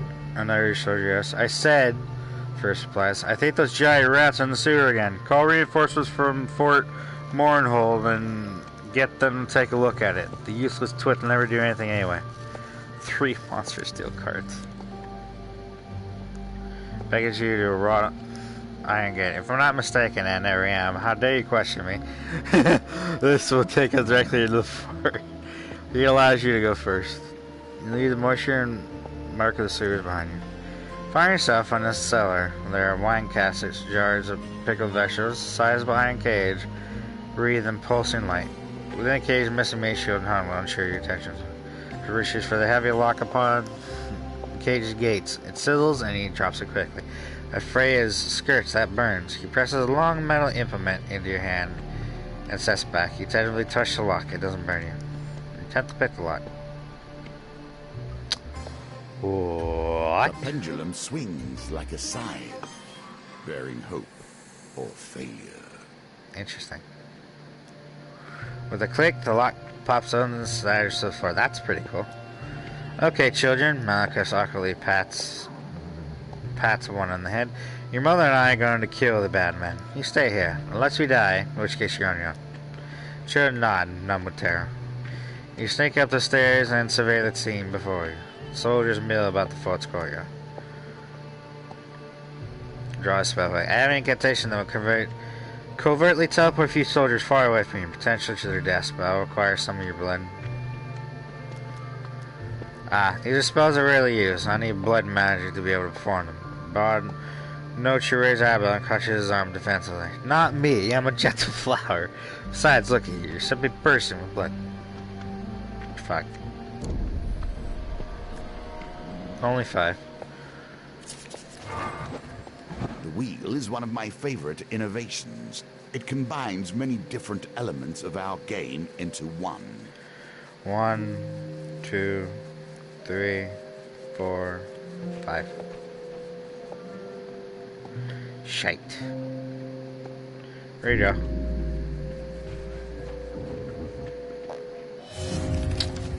Damn.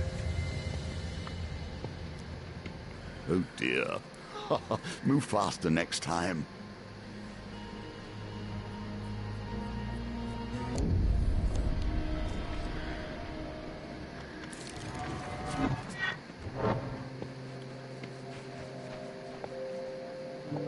For steel. Yeah, that'll work. We have a group of soldiers patrolling near the wall. They tumble to the ground before vanishing from sight.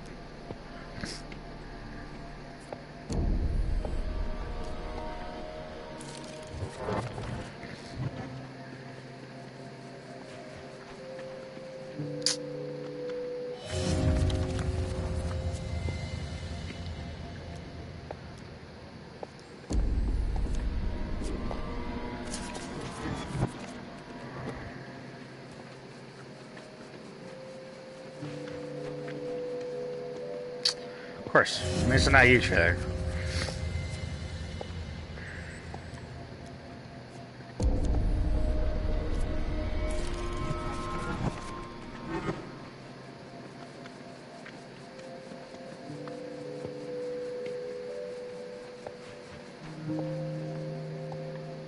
I did time it right. Ha ha ha. Perhaps you should have taken your time. I've had the soldiers. I can take care of these guys.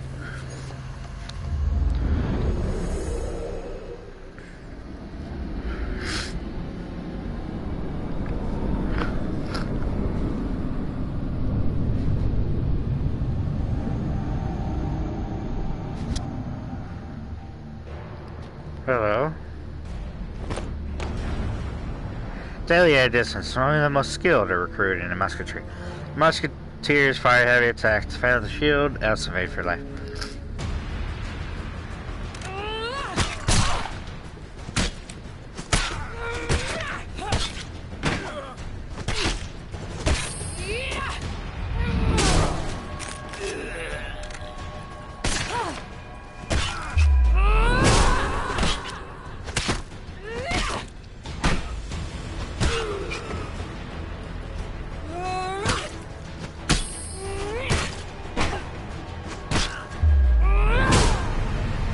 Oops.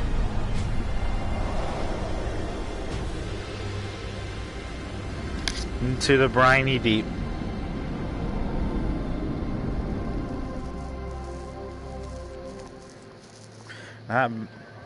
Not bad, all told. Malco states anticlimactically. I'll go fetch your little bundles of joy, shall I? The bard comes striding up the stairs, plucking his flute, the frightened mage children following behind. The children are safe. They will be the mages of tomorrow. Now the power is yours to use. Now onward, children. Malchus covertly leads the children onto a covered barge by docks. Onward to your home with the madmen of Forestord. Children glance at you in alarm as they meekly duck into the boat. It appears you are worthy to wield the weapon of champions. The raiders will hide from you no longer. You turn Hurzel ire over in your hands. The rune of its face begins emitting a golden light. It is unclear if it now weighs less, or you have a newfound strength. Either way, you can now wield the mighty hammer.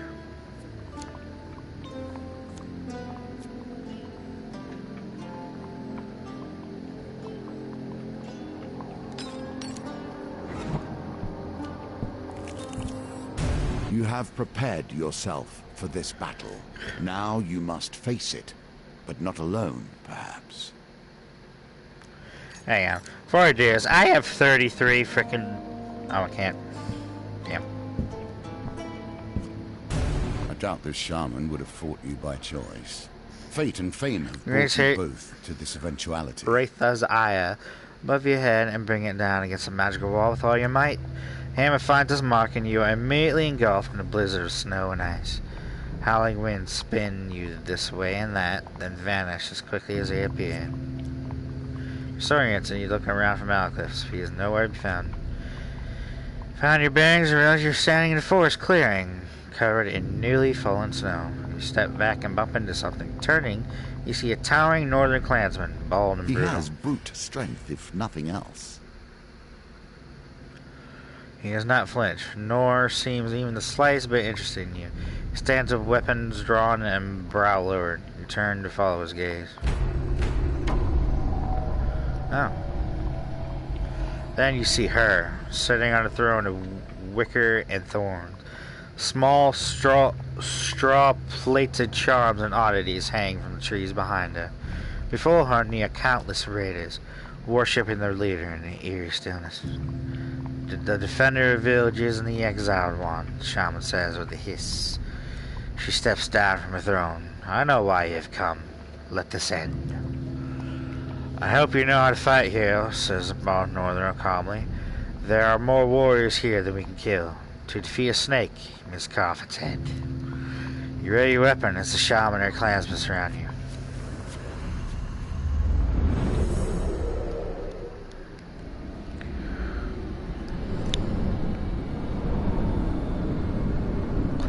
Alright. Final battle time. Yeah, does anybody like how this game looks, by the way? Just out of curiosity. Raid leaders in the front lines of Northern Assault, centers of tactical and religious guidance. The shaman casts spells that heal her allies. Attack her quickly to interrupt the spell. I do not know you, yet we will fight together. Stand clear of my legs, and I will stand clear of yours.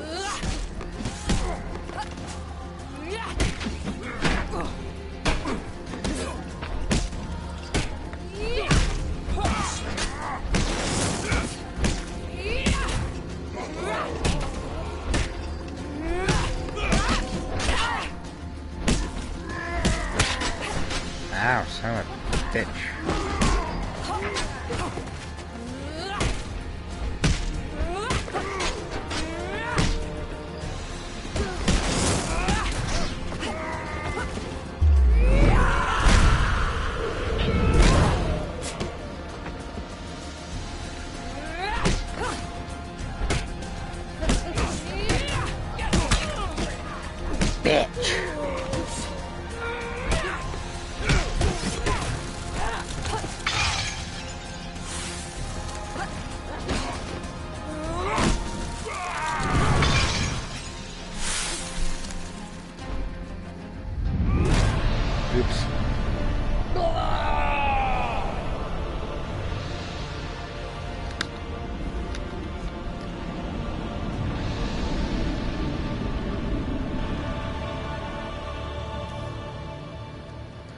Shaman's body rises as a dark spirit leaves her chest and vanishes into the air.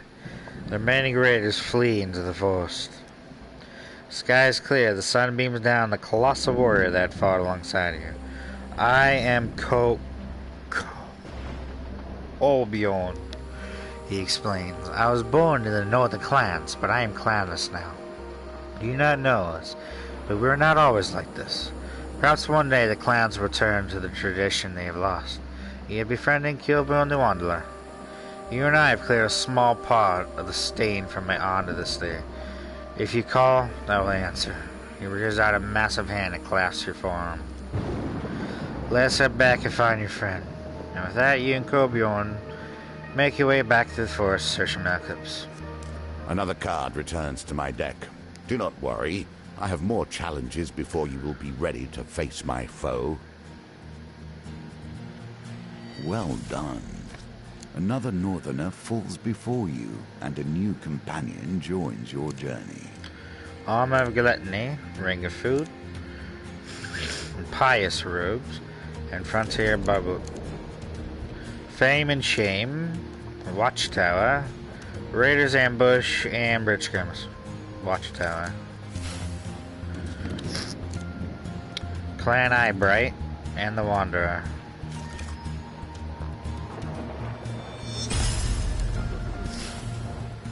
Elder's Gift.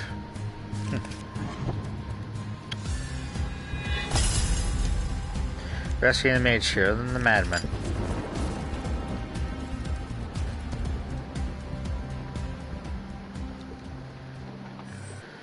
I think I'll do one more challenge here, and that'll be it. Understand the basic rules of the game now. From here, they will change. Alright, so, the Emperor, the Hierophant, the Lovers, the Chariot. It is not one game now, but a score, each with its own nuance and delicate approach.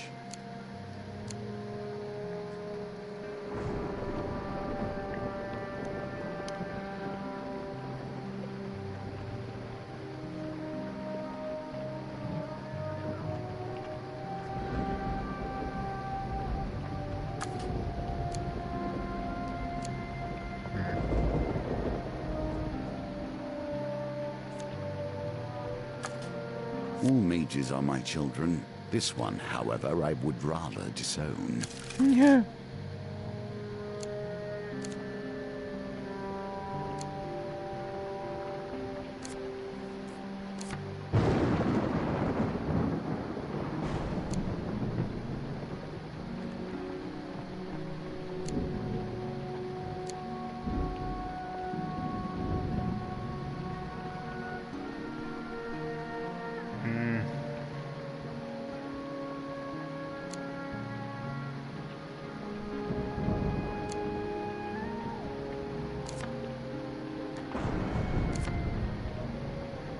I haven't seen the winter solstice yet.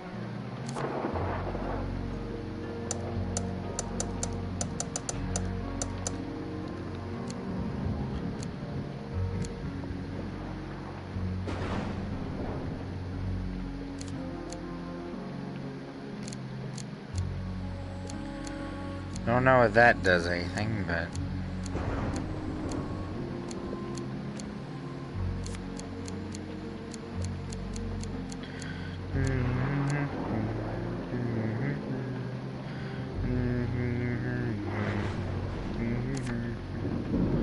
Run, run, run, lost boy.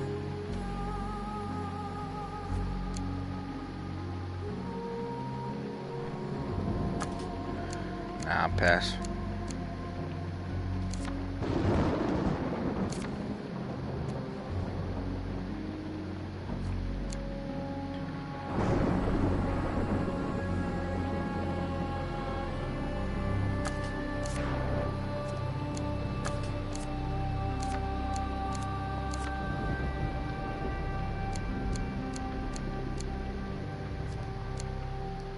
Don't know what this is. That's 26 damage though.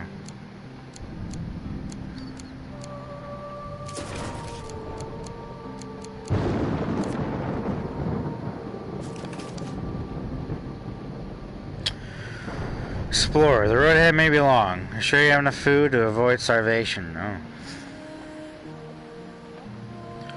Bandit country. The wilds are a lawless land and perfect hiding place for thieves on the run. Come prepared. Pathfinder. Use map reveal to help navigate the treacherous wilds. Okay. These foes I place before you, these rules, I do not know truly if they will train you for the challenges that Callus will place in your way. Callus, huh? Of course, we know how this part of the story ends. The Emperor is merely the face on the throne. Behind him, the usurper pulls the strings. The one who sits upon the throne of life and death has a great influence upon the world. Their very soul permeates the lands and fills the hearts of the people.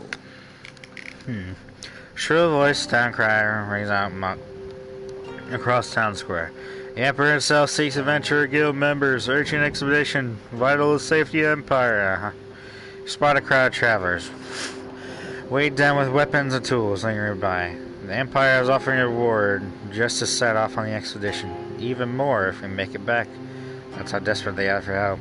Deer adds a golden counter on the map. The Empire does not ask for much, but in the end, they take everything. Arriving at the gates of the road pass, an armed escort leads you directly to the Emperor's chambers. The Emperor remains still and silent as the Chief Council lays out the expedition. Few relics from the last age still endure in this world. We have one in this very room until last night. She gestures to an empty pedestal. Not only must she reclaim the stolen symbol of her power, we ask that she gather its 3 sibling relics. Examine the pedestal. Right pillar sits atop a stone pillar. In the dust you make out the shape of a jagged blade. It was a ceremonial sword. It sat for decades under our protection. We're not protecting it, you understand. We're protecting those who would try to possess it. The blade is cursed. Its venom strikes both wielder and foe in equal measure. Who stole the artifact? Everyone suggests a thief. They seized on a weak spot in our guard's schedule. There are many treasures in the palace. It is curious that this is all they stole. Hold, adventurer. It took skilled and dangerous thieves to steal the artifact. We need to ensure you be safe out there. See our training officer on the way out.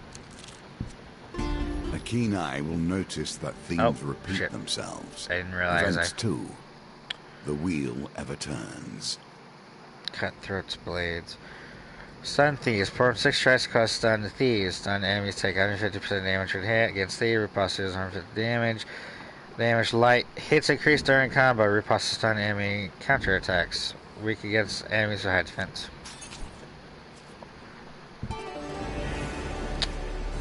Still, you find yourself hunting relics. Whoa! Do you not wonder why or what they may do?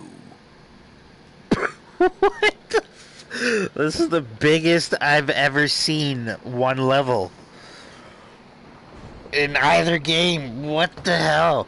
Quest takes you far away from the city. Vast wilderness stretch out before you. Company reminds you of the Emperor's mission. Find 4 relics. Delivering the Empire safely. 1 relic was stolen by brazen thieves. Another is in the clutches of a shady merchant. 1 is enshrined in a small village in the east. As for the last, Malcolm shrugs. Who knows? Might as well go left from right. A moment of peace on your travels. Bounty plentiful. Savor it. Beverly found some discarded coins. Okay. You strike Burning me as the building, type who would put themselves in harm's way for the benefit of others. Yet, perhaps you'd rather have someone else sacrifice themselves for you. I don't know about that. You hear shouting up ahead. As you make your way down the cobbled street, you see lights flickering on the road in front of you. As you approach, you see a building, flames of smoke billowing out of its upper room windows. A crowd is formed outside, passing buckets of water between one another to temper the blaze. As you push your way through the crowd, you see a woman frantically pleading to the villagers, "Please help! My family's in there! Anyone, please help!" Let Malcolm step to the rescue.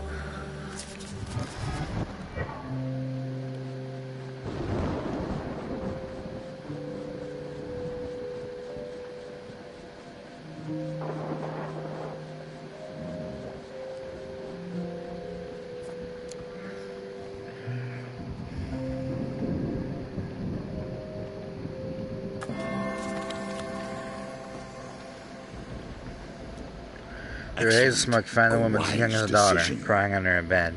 Coax her out, scoop her up, and carry her out of the blaze. The village rushes to your aid. "Thank you, brave adventurer. I can take it from here. But be warned, the building is not safe. It will soon collapse."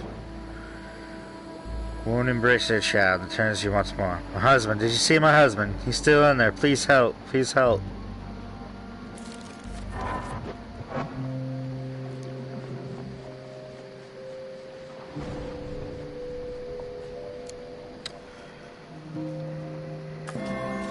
must have pressed square out of instinct. Found the woman's son attempting to find his way out through the smoke and flame. Grabbing his hand, he lead him back through the building to safety. Go to Russia Shigate. Thank you for your adventure, yep. Husband.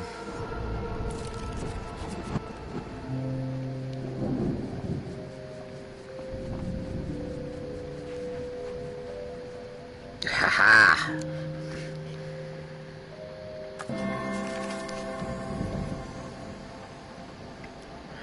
Slump in the corner of a room, you find the woman's husband. You put his arm over your shoulder and quickly make your way out of the inferno. As you emerge, the woman and her children rush to the man's side and embrace him. Thank you, adventurer. You saved my family from certain death, the woman said. But I could help. Well, our possessions have been destroyed and we will never be able to repay you. Know that we will speak your deeds here today for as long as we all shall live. I'm glad I was able to save everyone. Even peace Dangerous hides steel within. What? Wild's home to many a rebel, criminal, and beast. So zombies and...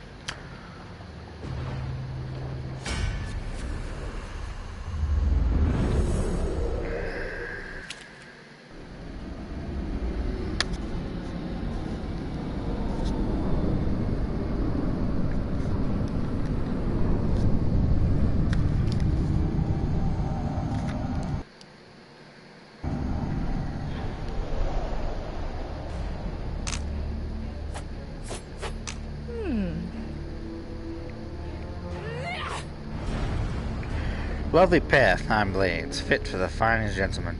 Well sharpened, well careful, and deadly. Why do you keep getting us into these situations?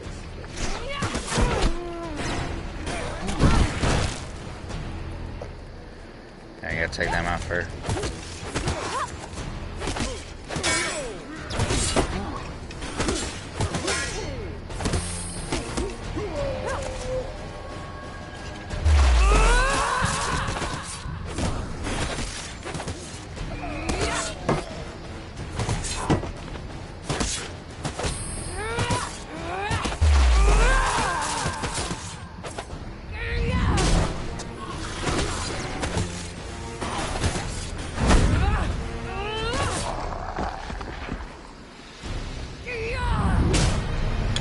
Oops.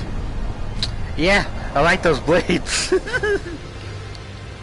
definitely like those blades. Feels good.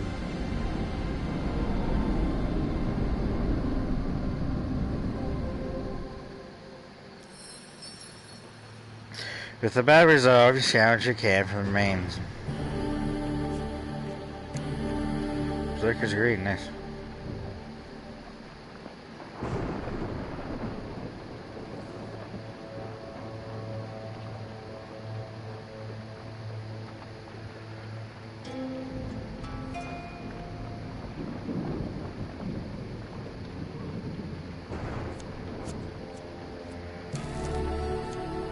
Nice.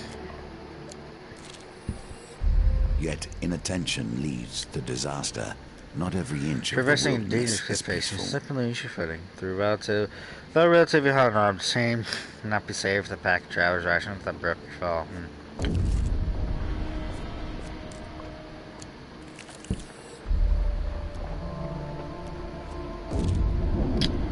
Another food lost.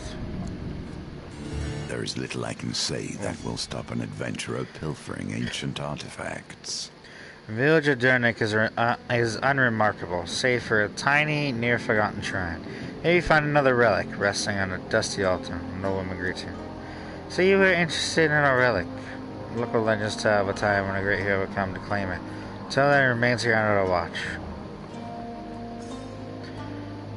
The woman examines you for falling to her knees into prayer. You have arrived just as foretold, our savior. I'd rather not fight, if I can. Oh no. New wielder this item will gain a curse. Wonderful. What curse is it? Eager pursuers. Our enemies were 50% faster until they were hit. Jesus.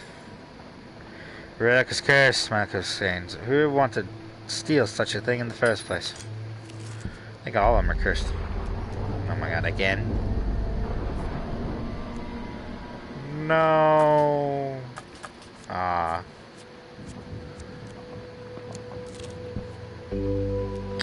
But wilds. Discarded coins.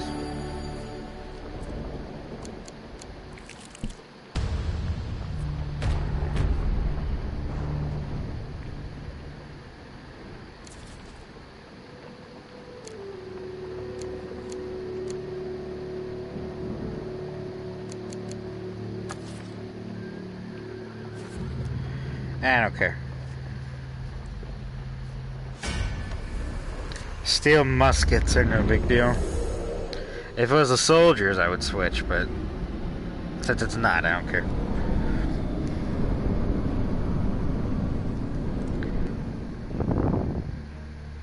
Bring it on.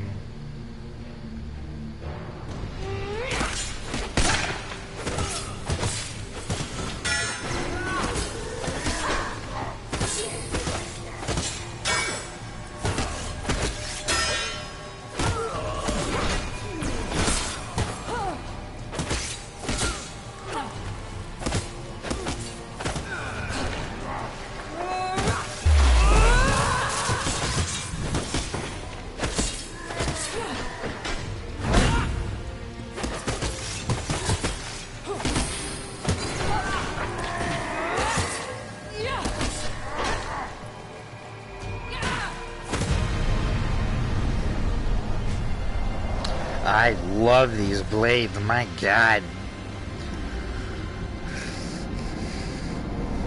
Can I just have these as a starting weapon, please?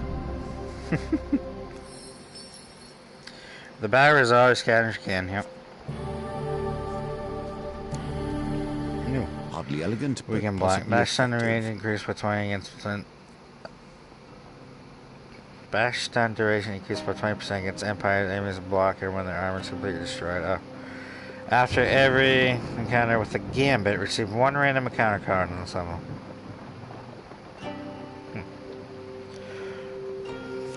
Why not? Yeah, thanks for the food, I needed that.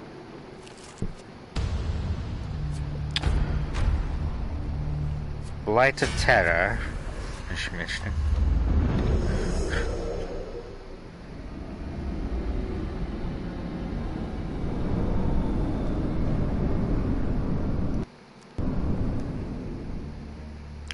Here we go.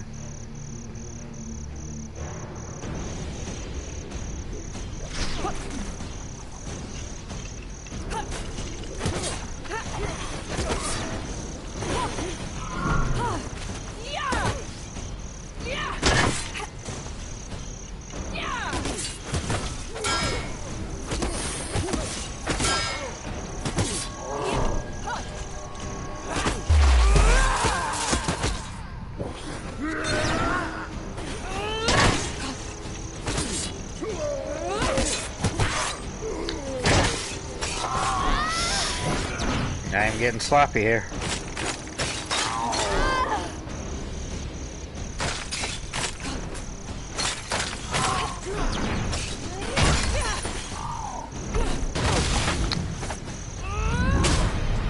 Oops.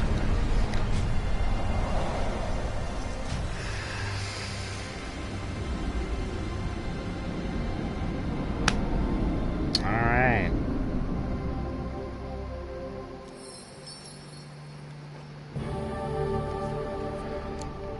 Bring your food. What is this? Optionally discard any non-food gain card.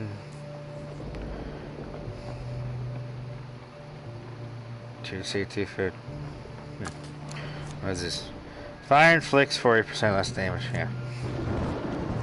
A useful tool, but simple magic.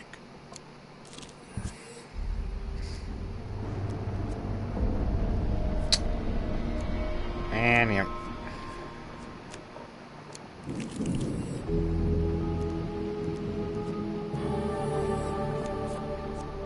Oh. I thought I was gonna say the same thing. I need supplies. Just sustain me for a few days. Thank you. Oh, that's it. Oh. Right, Wits or weapons? Perhaps both will fulfill you here. As you approach a bridge high in the mountain, you see it is already occupied. Reinvigorate, you notice the bridge structure has been damaged. Lucky me, but I'll knock out one of the supports to throw an object, causing the bridge to collapse.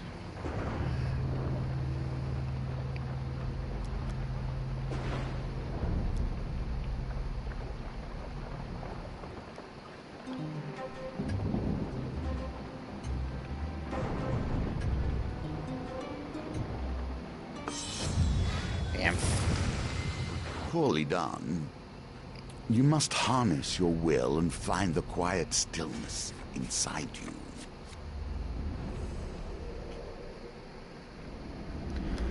Yeah, that is difficult.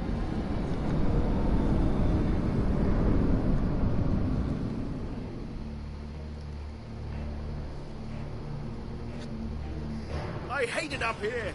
Fingers are too cold for music. Or magic.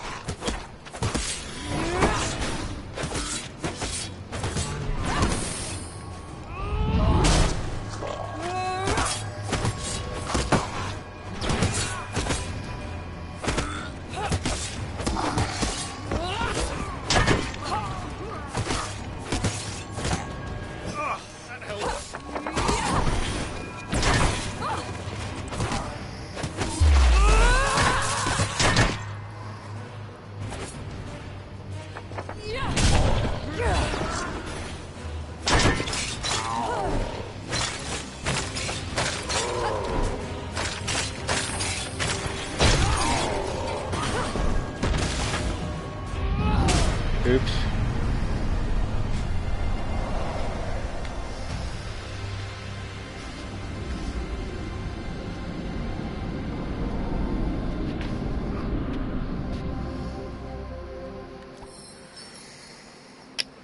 Search followed for anything of value.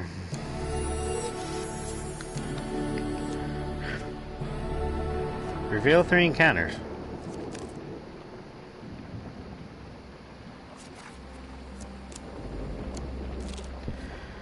An opportunity to better understand these lands, On the edge perhaps. of the Empire, farm to cactus sits a lonely watchtower. You approach with caution, knowing the future hours lie near. Halt! Calls the soldiers to approach the tower. None may cross the border from northern lands of the Empire.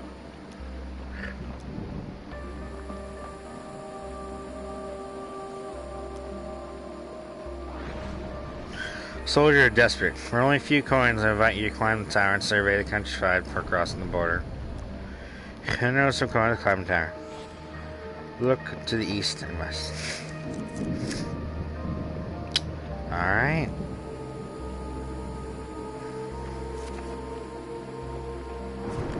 We're north and south. Alright. You can take your journey. Oh, I didn't get it. Damn. One more relic is within your grasp. Who hired these thieves? That is the true question. Greed.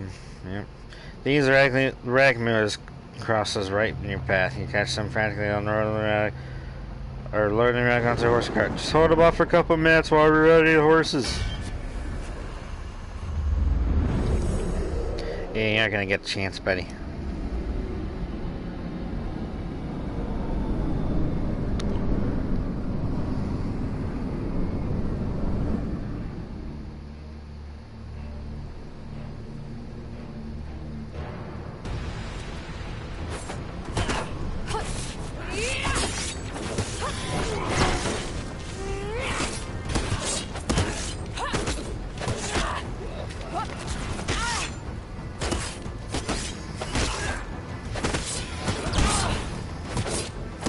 Yeah, I need to pay attention.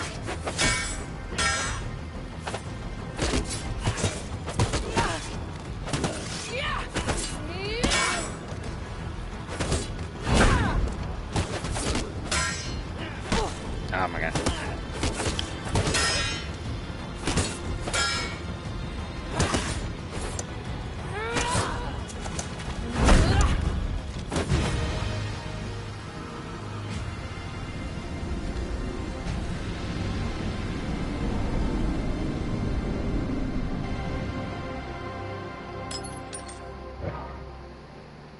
Damn.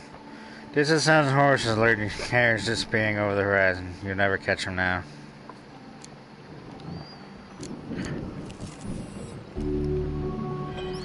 While strolling on the docks, Iron Pink, a tattooed woman calls you from a small fishing sloop. As she shakes your hand, she introduces herself as Rana Ishmael, captain of the SS Remarkable. You look strong of arm and sure of aim. Have you considered a career in the fast-paced world of deep-sea harpoon fishing? It's a popular pastime among the kinds of folk who need to prove their physical prowess, she says, brandishing a rust-covered harpoon. I can get you out on the water right now, or for a little extra gold, I know where I can acquire a premium harpoon. It'll help steady your aim. Why not? I have plenty of gold. 10 gold, yeah. Maria pads off down the docks and turns hastily, the sinews of her arms bulging under the weight of a new harpoon. This will improve your aim, provided you can raise it off the deck.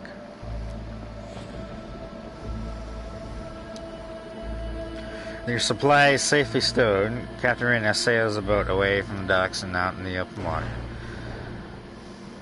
As the shoreline disappears, Rand drops anchor. You need me to tell you how this works, or are you ready to throw some harpoons around? Underwater. We call that the ocean. It's got fish in it. If you throw your harpoon down there and it hits one, I'll pull it up for you. You want to be careful of the reef fall. If your harpoon ends up in there, you might as well kiss it goodbye. The deeper you go, the bigger the fish, though you can never be too certain what you'll catch. Finally, there's a shipwreck way down there, an old merchant vessel. See that golden glimmer? If you need a target fair and true, I'd aim for that. You get a firm grip on the harpoon and take aim at the reef below.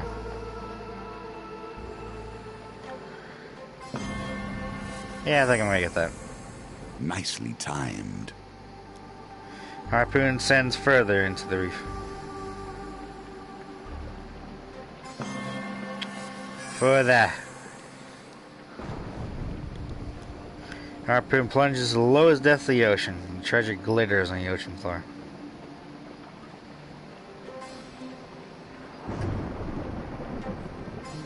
Ooh.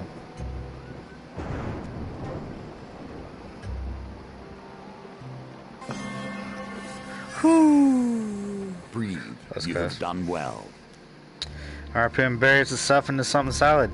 Rana hauls your catch up onto the deck. Tool of life and of death. Dead man's hand.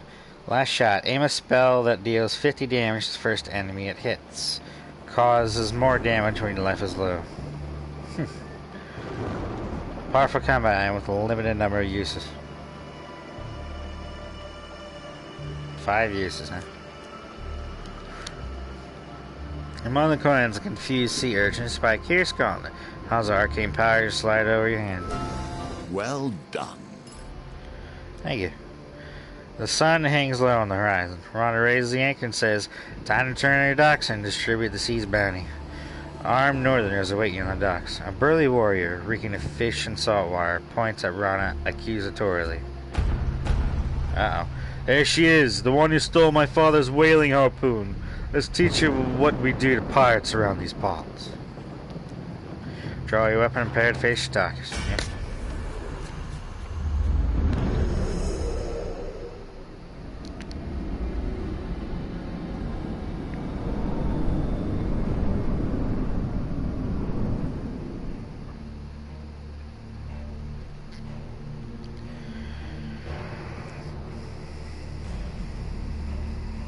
You lot.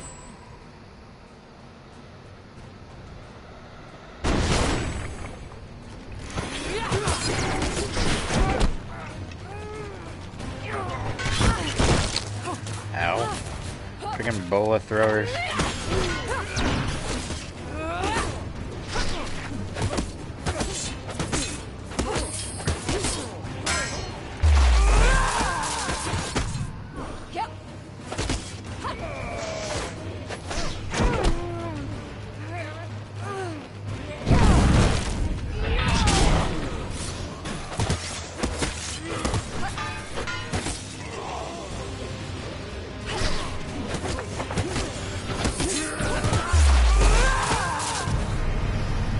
Oops.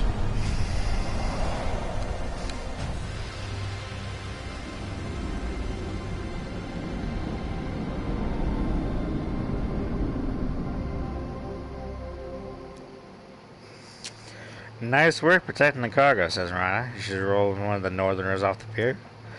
We're on a scoop some pile of gold coins out of the Warlock treasure chest. Not what I was expecting to haul up, but good enough. Rhonda gives you a casual salute, a bucket of chum dangling from her arm. If you ever want to go out in the water again, you know where to find me.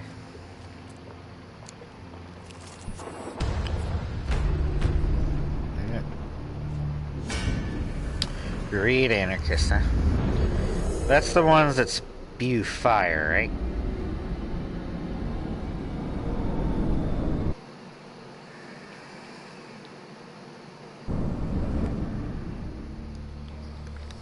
Alright.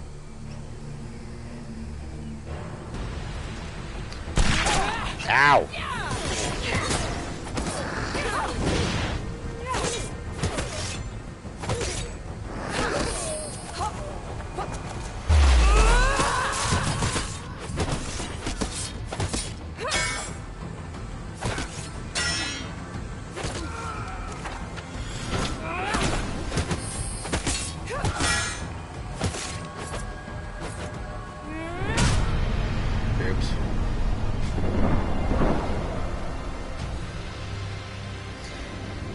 The finishers are really good too.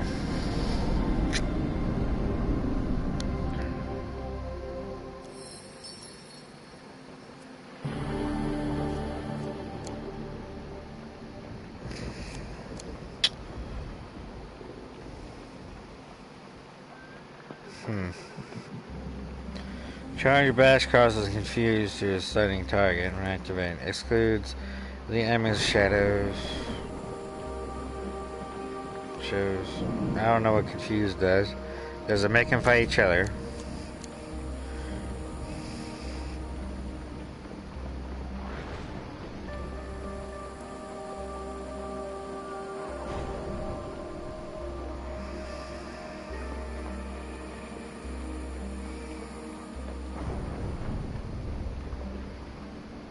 Huh. So I don't want that, is what you're saying. Foreign 25 charge bash abilities contain enemies unlock this stuff. Think about what has been lost simply to grant you comfort. Amendment. They say madness can be a blessing. Not I, however. I would never be so thoughtless. Alright. The journey comes with some confusion regarding logistics and food. What do children even eat? Malcolm cried.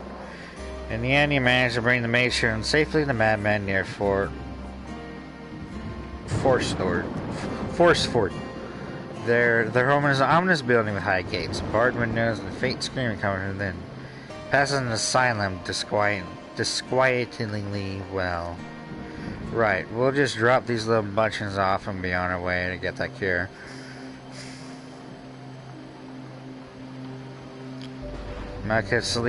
Wait. Right. We'll just drop these little munchkins off and be on our way to get that cure. Malcolm leads your rat-tag bunch to the main door before turning to you and saying seriously, please, perform the secret knock.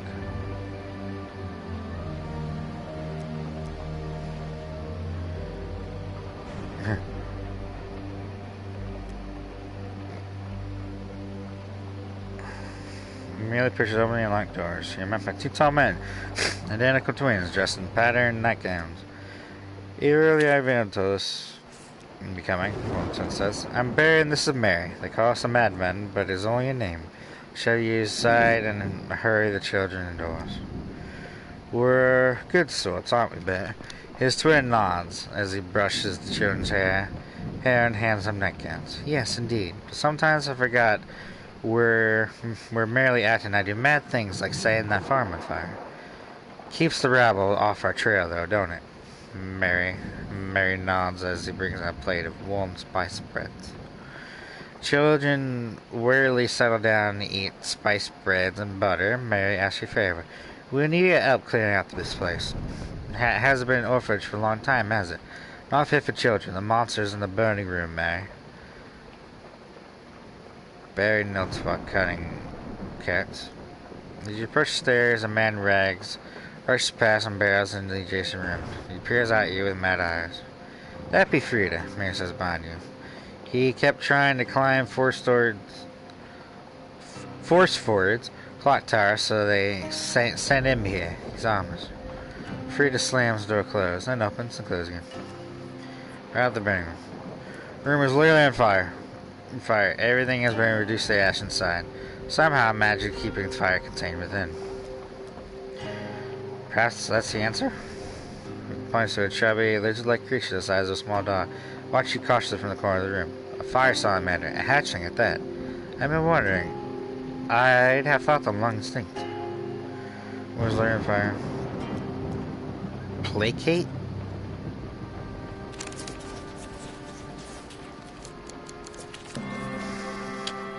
You cue and offer cake to the fat little lizard. Tree walls over to the door frame, licking steps. You notice the flames recede as it approaches. Fires have been extinguished, but the room continues to smoke and smolder.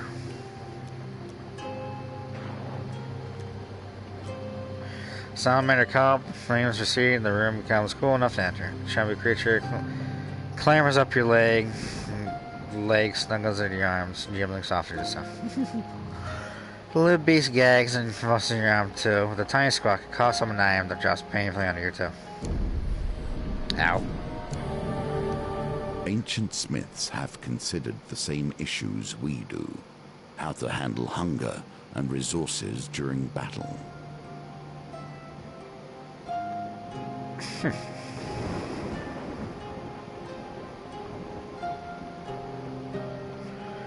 Gain +2 for +1 food and endless after every encounter, which you receive a game card. Excludes camp counter.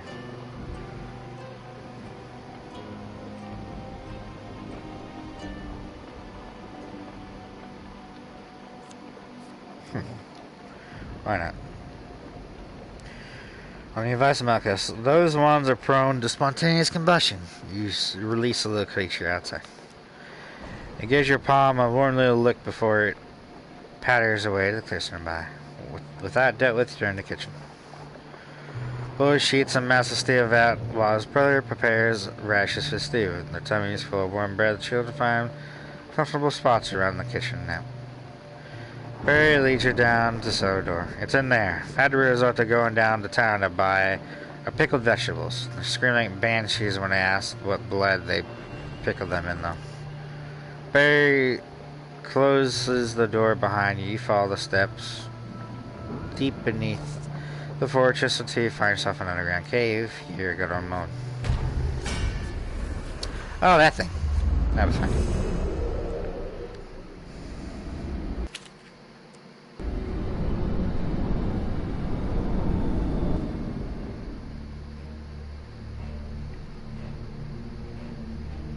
Every time I visit this place, I hear stupid things.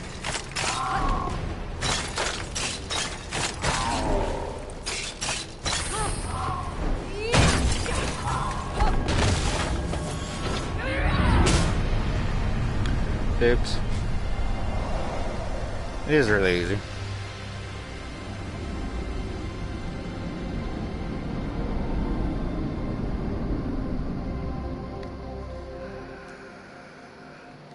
You poke at the dead thing to see if it holds any treasure. Find nothing of value. Michael's over his shoulders nervously gaze in the creature's cold dead eyes. One step closer to a cure, perhaps.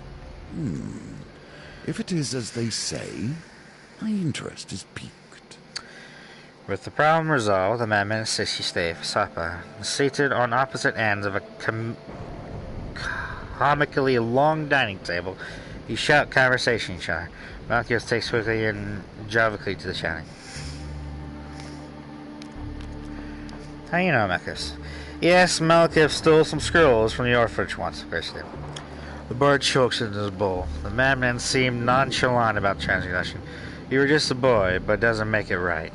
We'd like those scrolls back sometime. But the problem is resolved. The madman says you stay for supper. See on opposite ends of a conveniently long dining table, shout goes as yet. As opinion by the Empire. General calamity, isn't it, Barry? Mary shouts as he hands out hunks of bread. Barry nods. I wouldn't think they were so bad, if only they didn't try and kill all of us magic folk. Not to mention what they did to those poor lizard men. They killed the lizard men? Oh no. I remember, Mary continues. My soak trader was a lizard man. Now they're all dead, except for the bloke hiding in the city. Word. Malchus bells back. Weren't the lizard men wiped out centuries ago? Barry scratches his crooked nose. At least you think he did. Did he's so very far away? Yes, it has been a while, hasn't it? Problems resolved. The madman insist she's compliment the stew.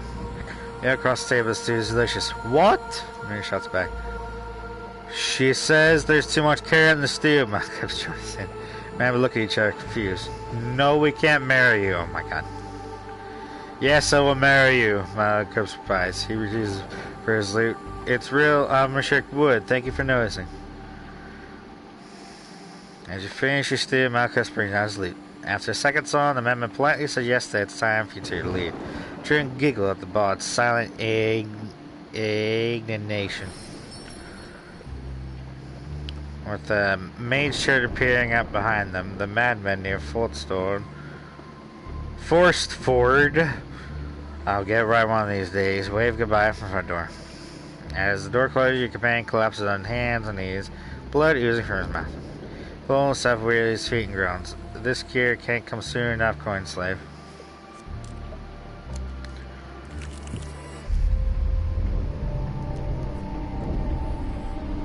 Max life, god damn it. The longest night and a symbol of the deepest matters. You would do well to attend to the things that happen here. On the longest night of winter, the townsfolk of Stiegel set up around a huge bonfire to celebrate the victory of light over darkness. The one night the Empire turns a blind eye to the outlawed use of magic.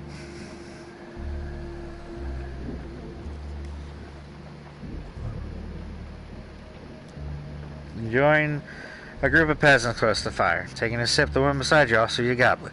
But accept the pungent potion, take a quick swig. Warmth rushes through your body and fall into a deep hypnotic trance as you stare into the dancing flames.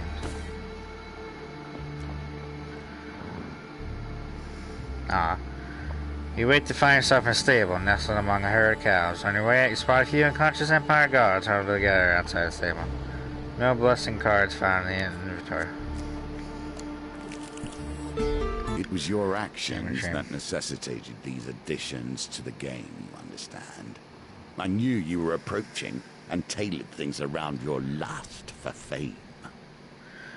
You follow the sound of hammering in the town hall. Inside, a tiny man stands top stool, chipping away at a row of marble sculpture. Impressive, is not so? Malifaux Cartier is a great pitcher in the odds. He should be too. I mean, I don't really have much use for gold right now, so fuck it.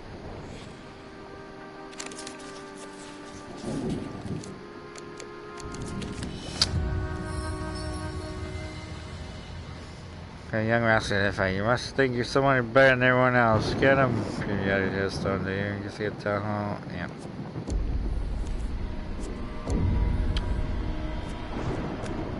Well, I have little sense of trust for wandering merchants. True bargains are rarely found with those who are unwilling to wait around for their customers to test their wares. Make your best offer. If you win, the price will reduce by total of the dice. If you lose, me refuse, sell it out to you.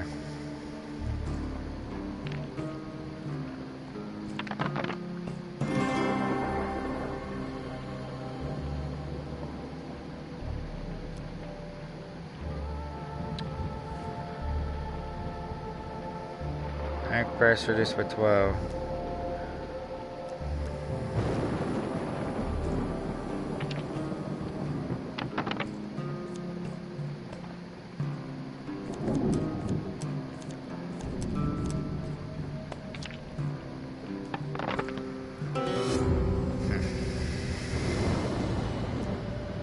Takes fancy attempts to take arms back as I have no long time around yet.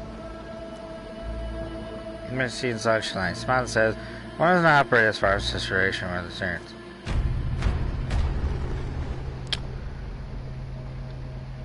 Silencer of green.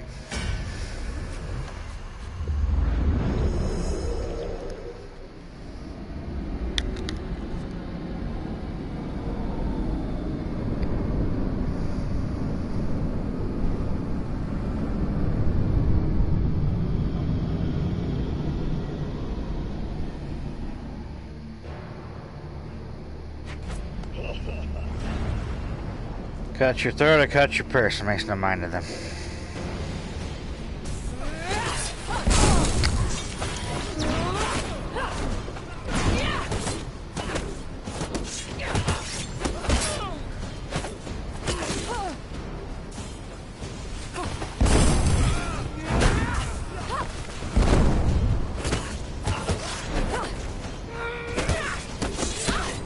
Son of a bitch, I need to learn to counter. God damn it.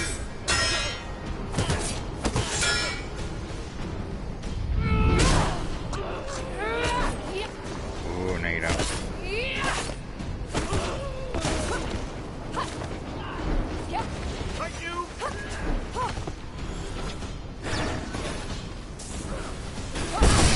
Why'd I...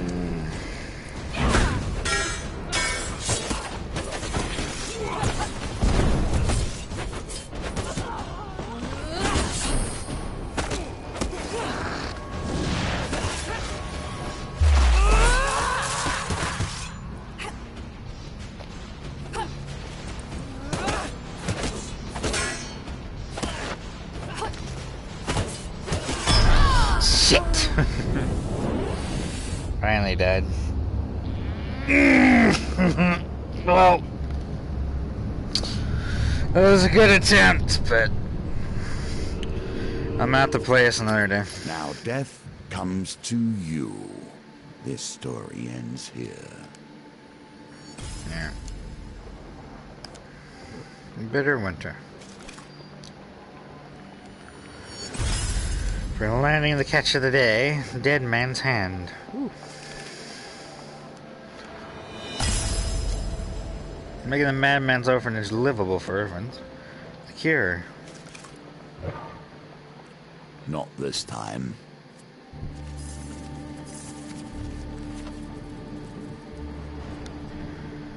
Yeah.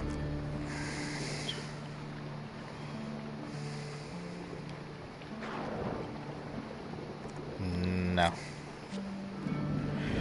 Alright, everyone. No, wait. Let me take a look at this. What is this?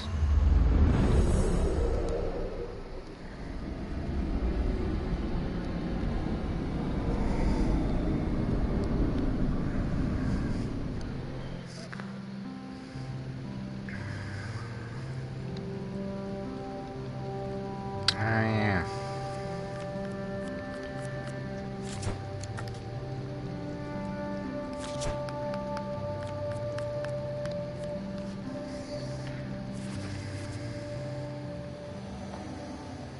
I thought I could talk to my companions or something there. Guess not. Alright. Alright, everyone. That's gonna be it for now. I hope you all enjoyed this. I had a lot of fun. This is definitely a game series. If anybody's interested in the whole tabletop sort of games, it's sort of like a tabletop, but at the same time, it's not.